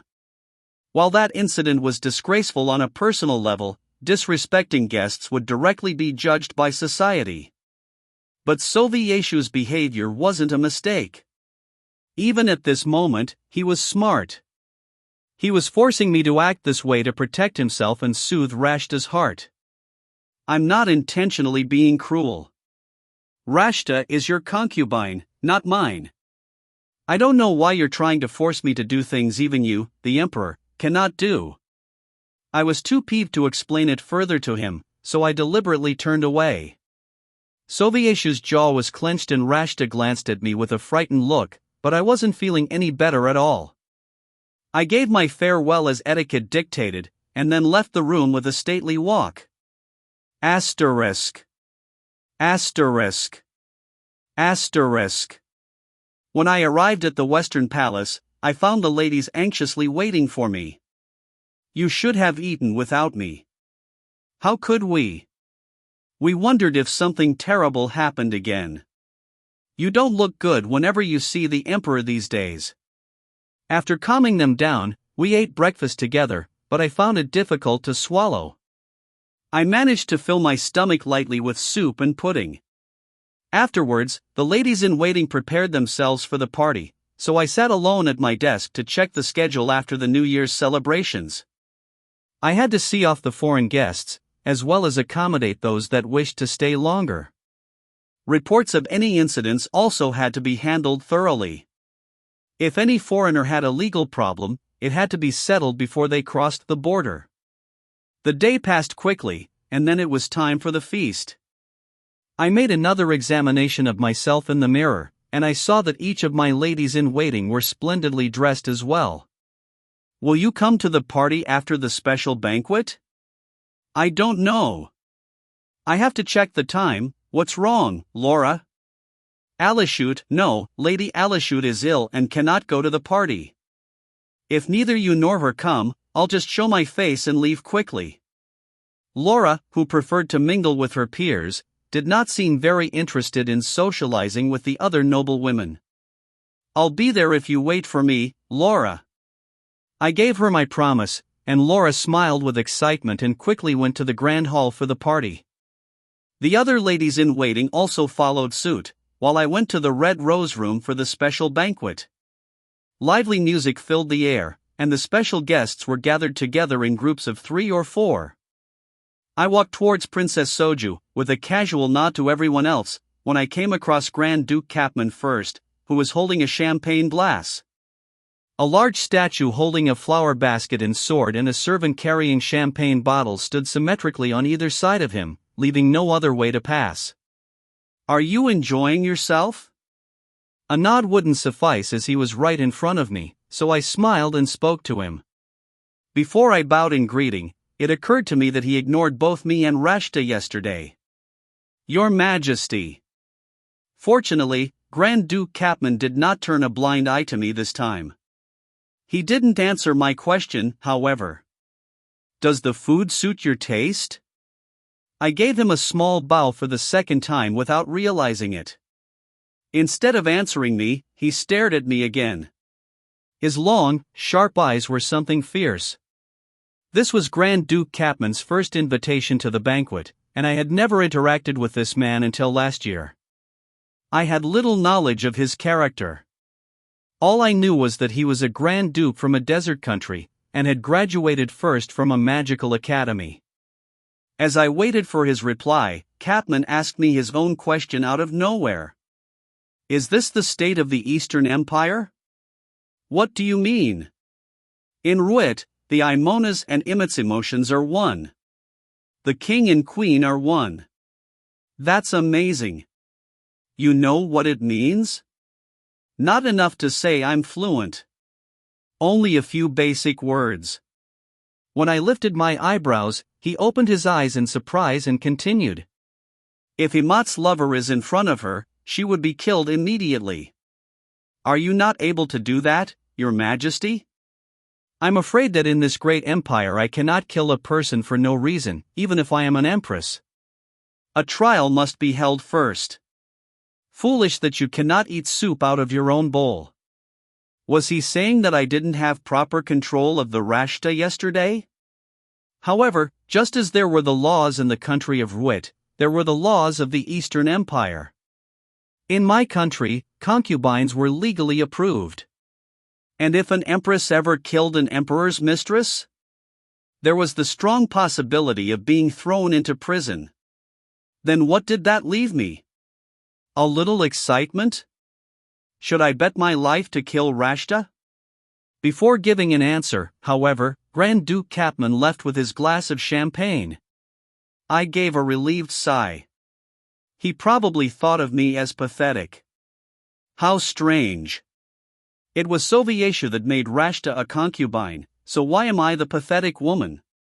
Unfortunately, Princess Soju seemed to have moved elsewhere in the room. I shook my head and looked around to find another person, when my gaze landed on Duchess Tuania. "Queen!" There was a low voice from behind me. As soon as I turned my head, I found Prince Heinle right before me. "How are you?" Before I could ask him how he was, he spoke again. "I'd like to talk to you for a moment." Chapter 35, Secret Friend, 2. Prince Heinle's expression was both serious and sad. He didn't have his usual smile or proud bearing. I nodded for him to speak, remembering that he had helped me. "It's all right." Prince Heinle picked up 2 champagne glasses from a passing servant, and with his eyes pointed towards a spot where the music was loudest and would cover our conversation. The open area left no room for the other guests to misunderstand, even if I was with the much gossip about Prince Heinle. He was a surprisingly thoughtful man. As I admired him, Prince Heinle extended to me a glass of champagne, which I accepted. He didn't drink his, however, and simply fiddled with his glass, while I still stood and waited for him to speak. Finally, he carefully opened his mouth. "I read your message, Your Majesty. You want to keep our friendship only by letter. You know that it's me?" All I had said yesterday was that I knew it was not Rashta. How did he know it was me? When I looked up at him, Prince Heinle hurriedly waved his hand and gave an awkward smile. "Don't be alarmed. You did not make a mistake." Then, both Lady Rashta and her maid knew the contents of the early letters, but not the later ones. So I thought about it. It turned out that a lady-in-waiting named Viscountess Verdi had transferred from the Empress to Lady Rashta. So that's how he figured it out. But I was still surprised. Rumors had it that Prince Heinle was a womanizer, a cruel man, a person who kept bad company. I had never heard a rumor that he was exceedingly intelligent, and I smiled a little. But the prince still looked forlorn, and I couldn't help but wonder. He wasn't disappointed that I was the letter acquaintance, even though I'd rather not have it revealed in the beginning. It would be less embarrassing for the both of us to ignore it. Why was his face so stiff? Are you all right? You don't look very happy. Prince Heinle sighed as he stared at me. How can I be happy? I imagined us as good friends, but you want to pretend not to know me in real life? Was that really as cold-hearted as it sounds? I thought he was exaggerating, but he looked so forlorn I didn't protest. He downed his champagne glass in one smooth motion. In fact, I don't have many friends to share my thoughts with. Prince Heinle set his empty glass down on the statue pedestal and continued, his voice thick. I know. It's unexpected, isn't it? Am I popular? Yes. I have many friends. I always have people around me, so you many think I am not lonely. But that is only what you see. In fact, I'm very lonely. It's not that I hate my friends, I have many good ones. However, as the Prince of the West, I cannot honestly share my thoughts, and always have to be conscious of others. I looked at him in surprise. Those were almost my exact same thoughts. It was as if Queen listened to me and delivered those words straight to Prince Heinle. It's not a problem about the people, but my own, so there's no way to improve it. I stared steadily at Prince Heinle, as I realized I wasn't the only one with those thoughts. I had believed Prince Heinle behaved without regard to what other people thought of him, but it was an act too. I loved being able to talk to someone without them thinking of me as Prince Heinle or Crown Prince. Our conversations weren't long, but I was happy to have someone exchange light-hearted letters to. I was the same. I was marked as a princess early on, and this was the first time since with my family that I felt I could open up my heart. Not because there weren't good people, but because a good person and a person I can reveal my innermost thoughts to were not the same. I've looked forward to those letters. Honestly, I was even happier when I knew that my letter acquaintance was you, Your Majesty. But instead you seemed reluctant and inconvenienced. Prince Heinle sighed, his eyes becoming moist. As I faced those eyes, I felt a wave of guilt wash over me. I sympathized with everything he said, and felt further shame. We had the same thoughts, but different conclusions. Prince Heinle looked at me with those wet eyes and sighed again, his mysterious violet irises glistening like jewels under the chandelier's light. There almost seemed to be resentment in his expression. I could be his friend, or I could end it like this. I understand what you feel, Prince Heinle. But you still only want to exchange letters? I enjoyed them. Outside of letters, it will be even more enjoyable. You can tell me that Sovieshu's a son of a bitch. Cube. I choked when Prince Heinle tossed all dignity out of the window. Everyone stared at me as I coughed, and Prince Heinle lowered his voice once again and whispered, Sovieshu's a son of a bitch. What kind of person? Prince Heinle raised his eyebrows and gave a silly grin. There is nothing more funny than watching someone suppress a laugh. Just laugh if you want to. If you don't laugh, your heart will ache. Ache? Did he have experience in this? His smile faded, as did his voice. For a moment, Prince Heinle stared at the floor, his forehead furrowed in thought. Then, can you do something for me? I'll keep it a secret you, my queen, are my letter partner. And I'll also keep secret that we are friends. Are we friends? Don't you know that we're friends, queen? He gave a strange smile, then he pressed his lips together and continued. Instead, it can be like now. If we meet by chance, please don't ignore me. And if the two of us happen to be alone, don't avoid me." His voice was playful and the smile around his mouth looked light, but his gaze was serious. It sounded like a joke, but I knew it wasn't. He gazed at me with those earnest eyes, and I felt a strange sensation of my heart being squeezed lightly with fingernails. Chapter 36, Viscount Roteshu, 1. They must be talking about me. Rashta stared anxiously at the doorway, where inside was the special banquet. It should go smoothly with Sovieshu there, but she was still apprehensive. Would Prince Heinle say anything strange to anyone? The Empress seemed unlikely to spread rumors, but Rashta couldn't say the same about Prince Heinle. Rashta bit her lip and sighed again. "You look blue today. Are you feeling well?" Baron Lant appeared by her side and smiled at her teasingly. "In truth, I'm not." "You're very honest." Rashta smiled and nodded. After Sovieshu, Baron Lant was her favorite person in the palace. He was not prejudiced towards her, and when rumors of her and Prince Heinle had spread, she had heard that Baron Lant stepped up to defend her honor. Rashta couldn't help but like the older man. Rest assured, no matter how unruly Prince Heinle is, he has no choice but to yield to our emperor. Although the Western Kingdom has been growing in power, it still cannot eclipse the Eastern Empire.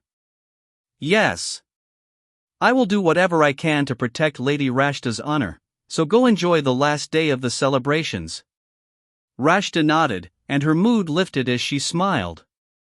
Those who did not scorn her gathered around her in ones or twos, and before long she was surrounded by people who were close to her or who wanted to be close to her.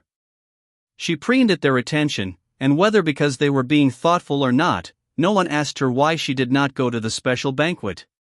Rashta sipped wine that was surely 5 times older than herself, and happily accepted the praise that the nobles lavished on her.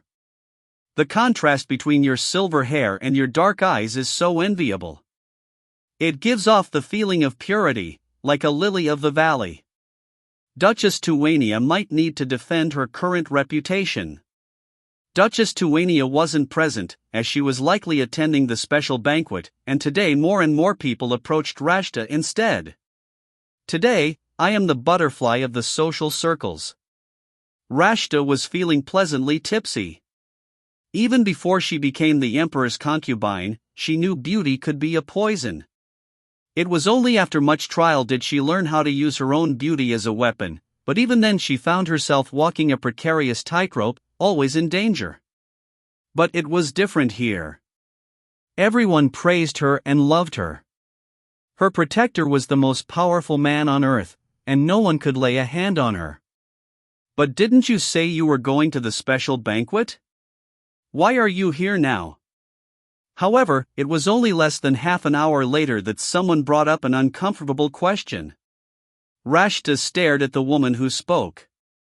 She was not a memorable aristocrat, and did not have large possessions or had duties important in the imperial palace. This was the first time this particular noblewoman mingled with them. The other nobles turned silent at the question, but despite their curiosity, they did not speak up. "It's..." Rashta quickly arranged her thoughts and made up a story. "It's because Rashta said it was all right." "Oh, Miss Rashta?" Important foreign guests usually go to the banquet. Rather than having Rashta attend, she thought it would be better to have someone who would benefit our country. The nobles were delighted over her answer. "Miss Rashta is so smart for a concubine." Indeed. Many of the previous concubines only spent money and idled away, and held no interest in international affairs at all. Miss Rashta is certainly different from them. Rashta smiled shyly and lowered her eyes. Their admiration was as intoxicating as a drug. Rashta should help His Majesty. Rashta murmured that she wanted another drink, and a number of noblemen quickly offered her a variety of wineglasses. Rashta chose a flute with a light purple liquor, and the face of the young man she had accepted the drink from lit up. Suddenly, Rashta caught glimpse of someone over the young man's shoulders. Someone who should not have been there. The flute slipped from her hand, and the glass shattered on the floor. Miss Rashta, are you all right? What happened? Rashta was unable to answer, and quickly jerked her head. But the one who surprised her was not there anymore. Did I see it wrong? Rashta forced her heart to calm. Perhaps it was the effects of the alcohol. I drank too much. While the servants placed the broken glass on a tray and wiped the liquor off the floor, Rashta repeatedly glanced back to where she had seen the man. What's wrong, Miss Rashta? Baron Lant noticed her strange behavior and turned towards where she was looking, and she quickly caught the hem of his robe to stop him. Baron Lant. I have a question. For the New Year's celebrations, if a nobleman doesn't come on the first day, can they come on the last day? Of course. Some may not be able to come to the festivities immediately. Rashta lowered her voice. Do rural aristocrats come to the New Year's celebrations? Rural aristocrats with small estates? Do you not help choose the guests? Yes, I help choose them. And even nobility of a small estate can be invited. Even if they haven't attended for years? Even if they haven't attended for a long time, we still send invitations for that reason. We don't leave them completely alone. Rashta's lips started to quiver, and Baron Lant's expression darkened. Miss Rashta, what happened? Rashta shook her head, then took in her surroundings again and pushed her glass towards him. Are Rashtas going inside? I think I'm drunk. She answered unsteadily and waved her hand to get out of the crowd. There was nothing to worry about if she made a drunken mistake, but if not, it would be dangerous. That man, Viscount Roteshu. The lord of the estate where she was a slave. He knew Rashta's face. As she was leaving, a loud voice behind Rashta proclaimed, What? Am I seeing right? Gooseflesh erupted on Rashta's back. Her face paled, and her eyes darkened in fear. Rashta was reeling, and Baron Lant hastened towards her. Miss Rashta? Baron Lant called out to her anxiously, but she didn't answer. Miss Rashta?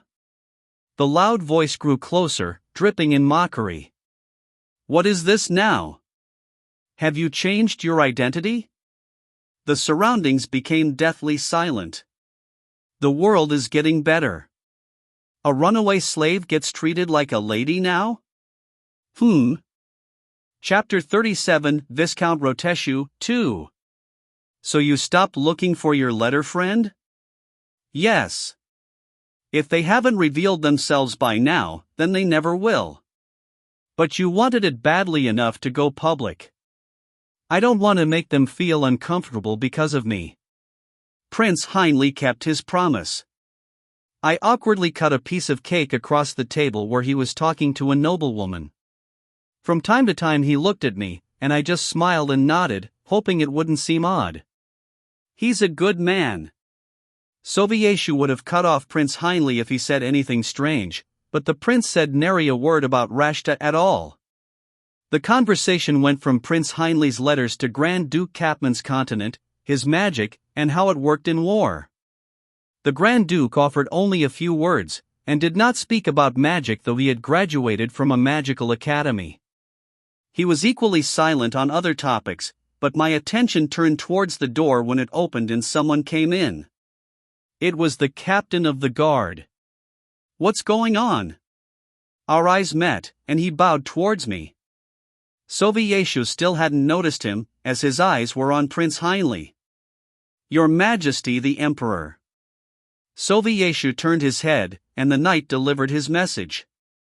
You need to come to the Grand Hall. He sounded serious. There were only 20 people in the room, so everyone could hear what he said. All the guests' eyes were on him. Why is that? The captain seemed reluctant to answer in present company, but Sovieshu picked up on it and went outside with the knight. What's going on? I considered following them, but decided against it. If I was needed, then the knight would have spoken to me as well, and I wouldn't be required if it had to do with Rashta or anything like that. I don't need to leave. I made up my mind and turned towards the guests again. When the time came, I left the Red Rose Room and went to the Grand Banquet Hall. I had to check on the other guests as well, and when the sun went down I had to inspect the fireworks. I also made a promise to meet with Laura. However, the atmosphere at the Grand Banquet Hall was livelier than I expected. Did something happen? People usually tired out at days-long celebrations. Everyone would dress up for the last day, but the energy was usually not the same as the first. From the entrance I spied people talking and laughing, and the noise grew louder as I went in. I looked around confusedly, and Laura ran over to me. "Your Majesty, Her Majesty, did you hear? Did something interesting happen?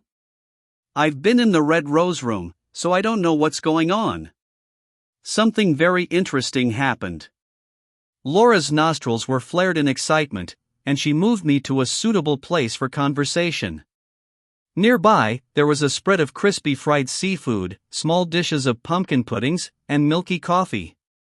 You can listen while you eat. It's an appetizing story. What happened? Laura pushed a pumpkin pudding and a fork towards me.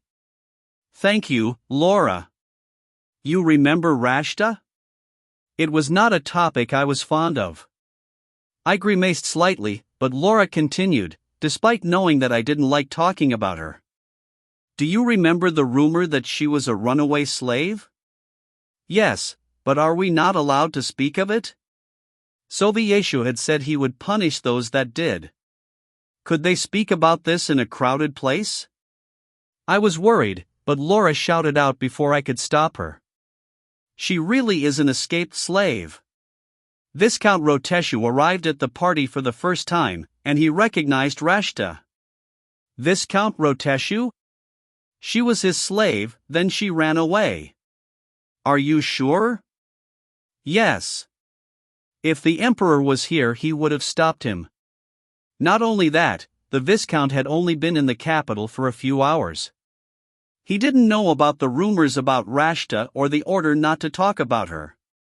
That's why he openly said Rashta was a slave in public. Ah! Rashta said she was not, but everyone believed Roteshu.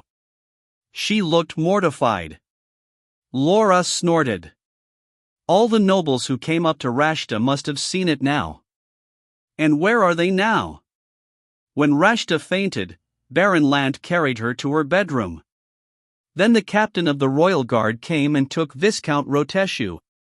So that was why the captain was looking for Sovieshu. For a moment, some unexplained feeling welled up inside me. Was it vindication? Yes. I thought so. Sovieshu had been furious when he suspected I spread false rumors about Rashta as a runaway slave. The resentment and sorrow I felt now turned to satisfaction. However, there was a small corner in my heart that didn't feel thrilled. Where did this uncomfortable feeling come from? I couldn't figure it out, and I decided to leave it be for now. In any case, did Sovieshu not realize Rashta was a runaway slave when he rescued her? However, even if he did know, I didn't think Sovieshu would hate her. He had brought her here because of her pitiful circumstances and his powerful desire to protect her. Whether he fell in love with her then or not, that was their first meeting. And whether Rashta was a commoner or a fugitive slave, Sovieshu would still love her. He would try to protect Rashta from ridicule. I didn't know what would happen, but I did know that I didn't want to get involved. Chapter 38, A Man of Secrets, 1. As usual, it was futile trying to avoid getting entangled with Rashta. Each time, it was either her or Sovieshu that netted me in, but this time it was Sovieshu. Some of the foreign guests would return to their countries, while a few would stay longer at the southern palace. I returned to the western palace, leaving behind those who wanted to stay up for the drinking and revelry. I wanted to take a warm bath to relieve my fatigue of the day. The ladies in waiting also seemed exhausted, so instead of having them follow me, I sent them away to take their rest. However, before I could even finish drawing the bathwater, Sovieshu's captain of the guard came to see me. I had a sinking feeling the moment I saw him. For nearly a month, all the times Sovieshu summoned me out of the blue had been unpleasant encounters. What on earth did he want this time? My mood felt heavy as I walked through the long corridors, but I managed to control my expression. I hoped I could maintain it in front of my husband. Finally, I entered Sovieshu's bedroom in the Eastern Palace. Sovieshu was seated on a chair by the bed, and I also noted Rashta on the bed with a towel on her forehead. I turned back to Sovieshu again, who had his eyes fixed on me. "I'll take my leave." The captain closed the door, and the atmosphere became even more oppressive. Sovieshu slowly opened his mouth to speak. "Do you have anything to say to me?" His voice was curt. "Why did you call me here?" I spoke to him just as bluntly. "Is that the only thing you want to say?" "That's what I'm most curious about now. You do not even blink at this situation." The first thought that came to mind was, I must be doing a good job of controlling my facial expression, and the corners of my mouth tipped upwards. Sovieshu seemed even more offended by my smile. "Are you happy that everyone thinks Rashta's a runaway slave? Are you going to take your anger out on me?" "Empress. I heard about Miss Rashta at the Grand Hall. I know you're upset, but don't take it out on me. Did you think I called you to vent?" "You did not?" "No." "Then why did you call me?" He did not call me to be angry at me, but weren't his remarks derisive only a while ago? He probably thought I was happy that Rashta was discovered to be a runaway slave. Sovieshu silently watched Rashta's sleeping form. The ticking of the clock echoed in the room. Only after some time passed did Sovieshu speak. "Did you really want to prove that Rashta is a fugitive slave? That story again?" The Empress was born a great aristocrat. She had a good family, enormous wealth, great power, a beautiful mansion, and a natural wit and beauty. But in spite of that, she still wants to be on top of everyone. It wasn't a compliment in this situation. I looked at Sovieshu with narrowed eyes, and he sighed. Rashta had nothing. She became a slave and had no memory or her parents or family. No property, no power, no home. She is like the Empress who is smart and beautiful, but she doesn't have opportunities open to her. And then she met me, and she had been trying to get these for her own. The chance to be loved, to eat a warm meal, to relax on a comfortable bed, to learn something. She also took my husband, but I didn't say this because my pride was injured. I wanted to ask if he wanted me to sympathize with Rasta, but I couldn't say it either. I just stared at him without a word. I couldn't understand why he was talking so much. Was he asking me to take care of Rashta because she was in trouble? I don't need you to understand Rashta. But you have the smallest compassion, can you give it? Compassion? The compassion the Empress shows here and there, for example, towards the orphanages, elderly homes, medical centers, temples, scholarship centers. Why can you not spare that compassion to Rashta? Sovieshu exploded at me, but then he stopped himself and collapsed back into his chair. Rashta reached out with a groan, and he quickly took her hand. I noticed that she was wearing a shirt with wide sleeves. I wanted to clench my fist. Rashta is your concubine, so you should take care of her. I'm not looking after her because she's not under my jurisdiction. Who said you had to look after her? Ha! I don't want you to take care of her, so please leave her alone. Have I ever provoked her? Yesterday in front of Prince Anhltl, when he insulted Rashta. Of the two of them, Prince Anhltl and Rashta, you should have sided with Rashta. If you don't know who's telling the truth, then you should stand by your subjects. As I said, I knew the truth, and sided with Prince Anhltl accordingly. Rashta lied? It is you who believe in her innocence, not me. Well, that was yesterday. How about today? Why were you trying to undermine her today? You know I never spoke to Miss Rashta today. Did you? You never talked to Rashta herself, but you called Viscount Roteshu from behind her back. The air seemed to crack when he made the accusation. I knew it couldn't really be, but it sounded like it. I glared at Sovieshu. What are you talking about? You wanted to prove that Rashta is a runaway slave, and so you brought Viscount Roteshu. I invited the Viscount because of Miss Rashta? What kind of ridiculous invention was this? I was dumbfounded.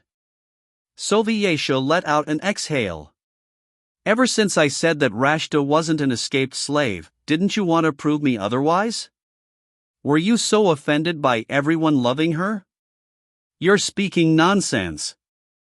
I forced my voice to sound calm, but I felt ready to burst. Sovieshu stood straight up from his chair, his eyes flashing threateningly. Who knows the guest invitations better than the Empress? You must have been working hard. You invited Viscount Roteshu. Yes, I know the invitations very well. It was my job. However, I invited him weeks before Rashta even came to the palace. He's not an important guest, so why did you invite him to the celebrations? As I said before, I'm not interested in every single thing concerning Miss Rashta. And you were confident that she was not a runaway slave. Under these circumstances, why would I not send an invitation to Viscount Roteshu? I didn't even know she was his slave. The only connection I knew was that Sovieshu had found her on the hunting grounds near Roteshu's estate. Since then, I had never heard mention of it, and if Rashta was commoner, then Roteshu's attendance was irrelevant. Yet somehow, Sovieshu thought I calculated Rashta was Roteshu's slave? Me? I was dumbfounded. If you have any consideration, you should take care of her yourself. You can't expect me to look after her, even if I didn't know she was Roteshu's slave. You're heartless.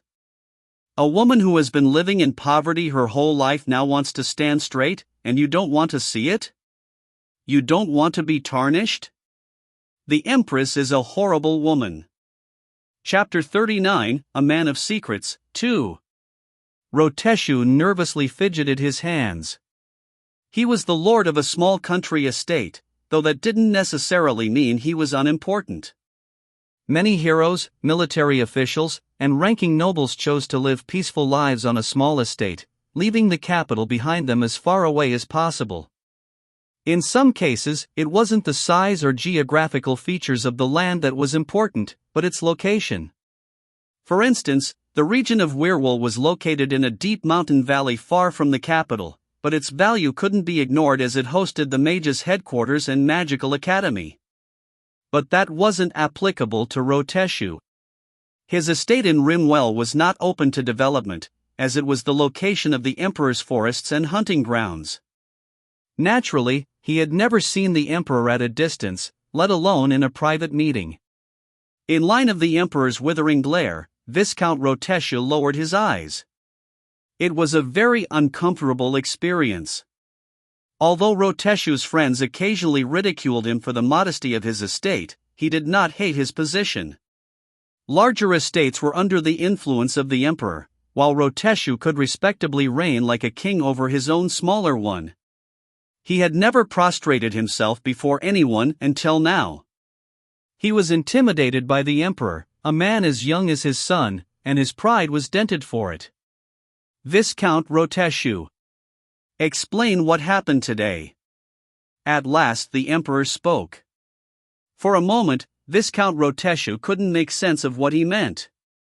Earlier, the emperor's secretary had carried Rashta to the bedroom, while Viscount Roteshu himself was arrested by the captain of the guard and dragged to this vacant room in the Eastern Palace. The reason why was known to everyone, so why explain it again? But eventually he understood. It was a command by the emperor to bring this all back to normal. I beg your forgiveness, Your Majesty. I frequently misidentify people's faces. The slave who fled from my estate was also beautiful like Miss Rashta and had silver hair and dark eyes, and I mistook Miss Rashta for her. Viscount Rotesha bowed again and continued wheedling his way out. I have tarnished the reputation of the Emperor's concubine, Miss Rashta. Please forgive me for my mistake. His head was lowered, but his eyes glistened with interest. The young emperor continued to protect Rashta despite knowing she was a runaway slave. Roteshu was truly impressed with the young woman. She thought she could simply wash away her identity and position herself as an imperial concubine. Did the emperor truly favor her that much? Rotesha had known back at the manor that she could keep men under her thumb, but her talent was greater than he expected. Yes. And you should remember to watch your mouth, Viscount Roteshu. Of course, Your Majesty. Rotesha's lips rose into a faint smirk. Perhaps he could get away from being a little country lord and obtain a more privileged position. I followed the long corridor with my guards behind me. Both head and heart were heavy, as were my footsteps. Even my dress seemed to weigh me down. Each step I took, I felt a pricking around my ribs. When I arrived at the Western Palace, I leaned my head against a pillar to brace myself against the sick feeling inside. My pride was injured. Why was Sovieshu so stubborn when it came to Rashta? Where was the Sovieshu I knew, whose eyes glistened when he read a book on the reign of the previous emperors? Queen! There was a rustling sound and a voice from down the hallway. There was only one person who called me Queen. I quickly straightened up and turned around, and found Prince Heinle standing a ways away and frowning at me. Sorry. I'm not presentable. I was lucky that I didn't shed tears, and I placed a smile on my face. Are you taking a walk? But the prince did not react. He kept looking at my face. Were my eyes red? I turned around for a moment as he approached, and when I turned back he was nearer. Prince Heinle lifted his hand, then stopped, leaving it to hover near my face. His hand was trembling. I usually wipe away my friends' tears and hug them when they are heartbroken. Because the Queen is my friend, can I do that? I shook my head, and the prince withdrew, but he still looked sorrowful and his ears were flushed. Did your husband insult you again? Again? Why do you think that? I just do. I can't really say. It's personal. I should have met the Queen first. If I had been born 5 years earlier, damn it. Prince Heinle's lips quivered. I was surprised to see him in so much hurt when I hadn't even explained what happened. What was he talking about? He hesitated a moment before speaking again. If I can't offer you any consolation, would you like me to send you Queen? I couldn't hug Prince Heinle to calm myself, but the bird's presence would be a welcome warmth. Yes. Where is Queen now? I'll send him to your room. It's all right if we see him together. I have a lot of questions about Queen. Chapter 40, Queen's Favorite. What was wrong? Prince Heinle looked as if he were caught by surprise, his purple eyes darting around the hall. Prince Heinle? Queen's busy right now. No, I mean, Queen's quite shy. He's bashful whenever there are 2 or more people in the room with him. What? That Queen, the one who played with my ladies-in-waiting? I stared at him doubtfully, and Prince Heinle flushed. For some reason he didn't want to see Queen with me. Ah. Perhaps it was too forward if Prince Heinle came into my room or I went into his, or if we spent time together at the garden in the evening. I apologize. I made an unreasonable request. We had decided not to be friendly in public.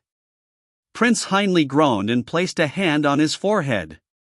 No, it's not that. Anyway, what do you want to ask about Queen? His favorite. The Empress. What? Queen's favorite is the Empress. Why was his face so red? He looked quite embarrassed. Was it childish to say that the bird looked like his human? I smiled from the charming image, but that was not what I meant to ask. Then please tell him thank you. I will. And I want to know what his favorite food is. Oh, food. I usually bring water to my room, but I'd like to give him something to eat. Queen will love anything you give him. I thought Prince Anhltl was responding too much from his own perspective. Still, there must be something he likes. No, he's a good bird, so he'll eat anything. He suddenly tightened his lips and turned his head sideways. His jaw was clenched as if he were trying to suppress laughter. Was Queen a big eater? Or was he saying that as a joke? Before I could ask him anything else, Prince Anhltl turned away to leave, saying he would send Queen. When I returned to my room, I opened the window so Queen could enter when he arrived. When Prince Anhltl first brought up Queen, I only wanted to hug the warm bird, but as we talked more I decided I wanted to give Queen some delicious food as well. I consulted Sir Artina on the subject. What kind of food do birds usually like, Sir Artina? The Imperial Guard had their own messenger birds, and I surmised that Sir Artina had more knowledge of birds than I did. As expected, he answered without hesitation. Birds like insects. Insects? Caterpillars, mosquitoes, moths. What is it? This would be more difficult than I thought. I thought I'd give Queen something he'd like to eat. As my guard, Sir Artina was often with me and had known about Queen. Ah. Since he's a large bird, he might like large insects. When I didn't reply, Sir Artina gave a soft chuckle. We have caterpillars meant for the messenger birds. I'll get you some.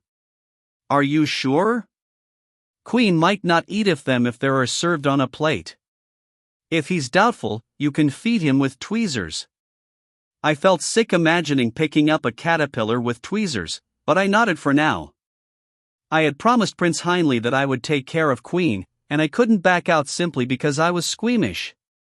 Finally, Sir Artina returned with a wooden plate and set it down on the table.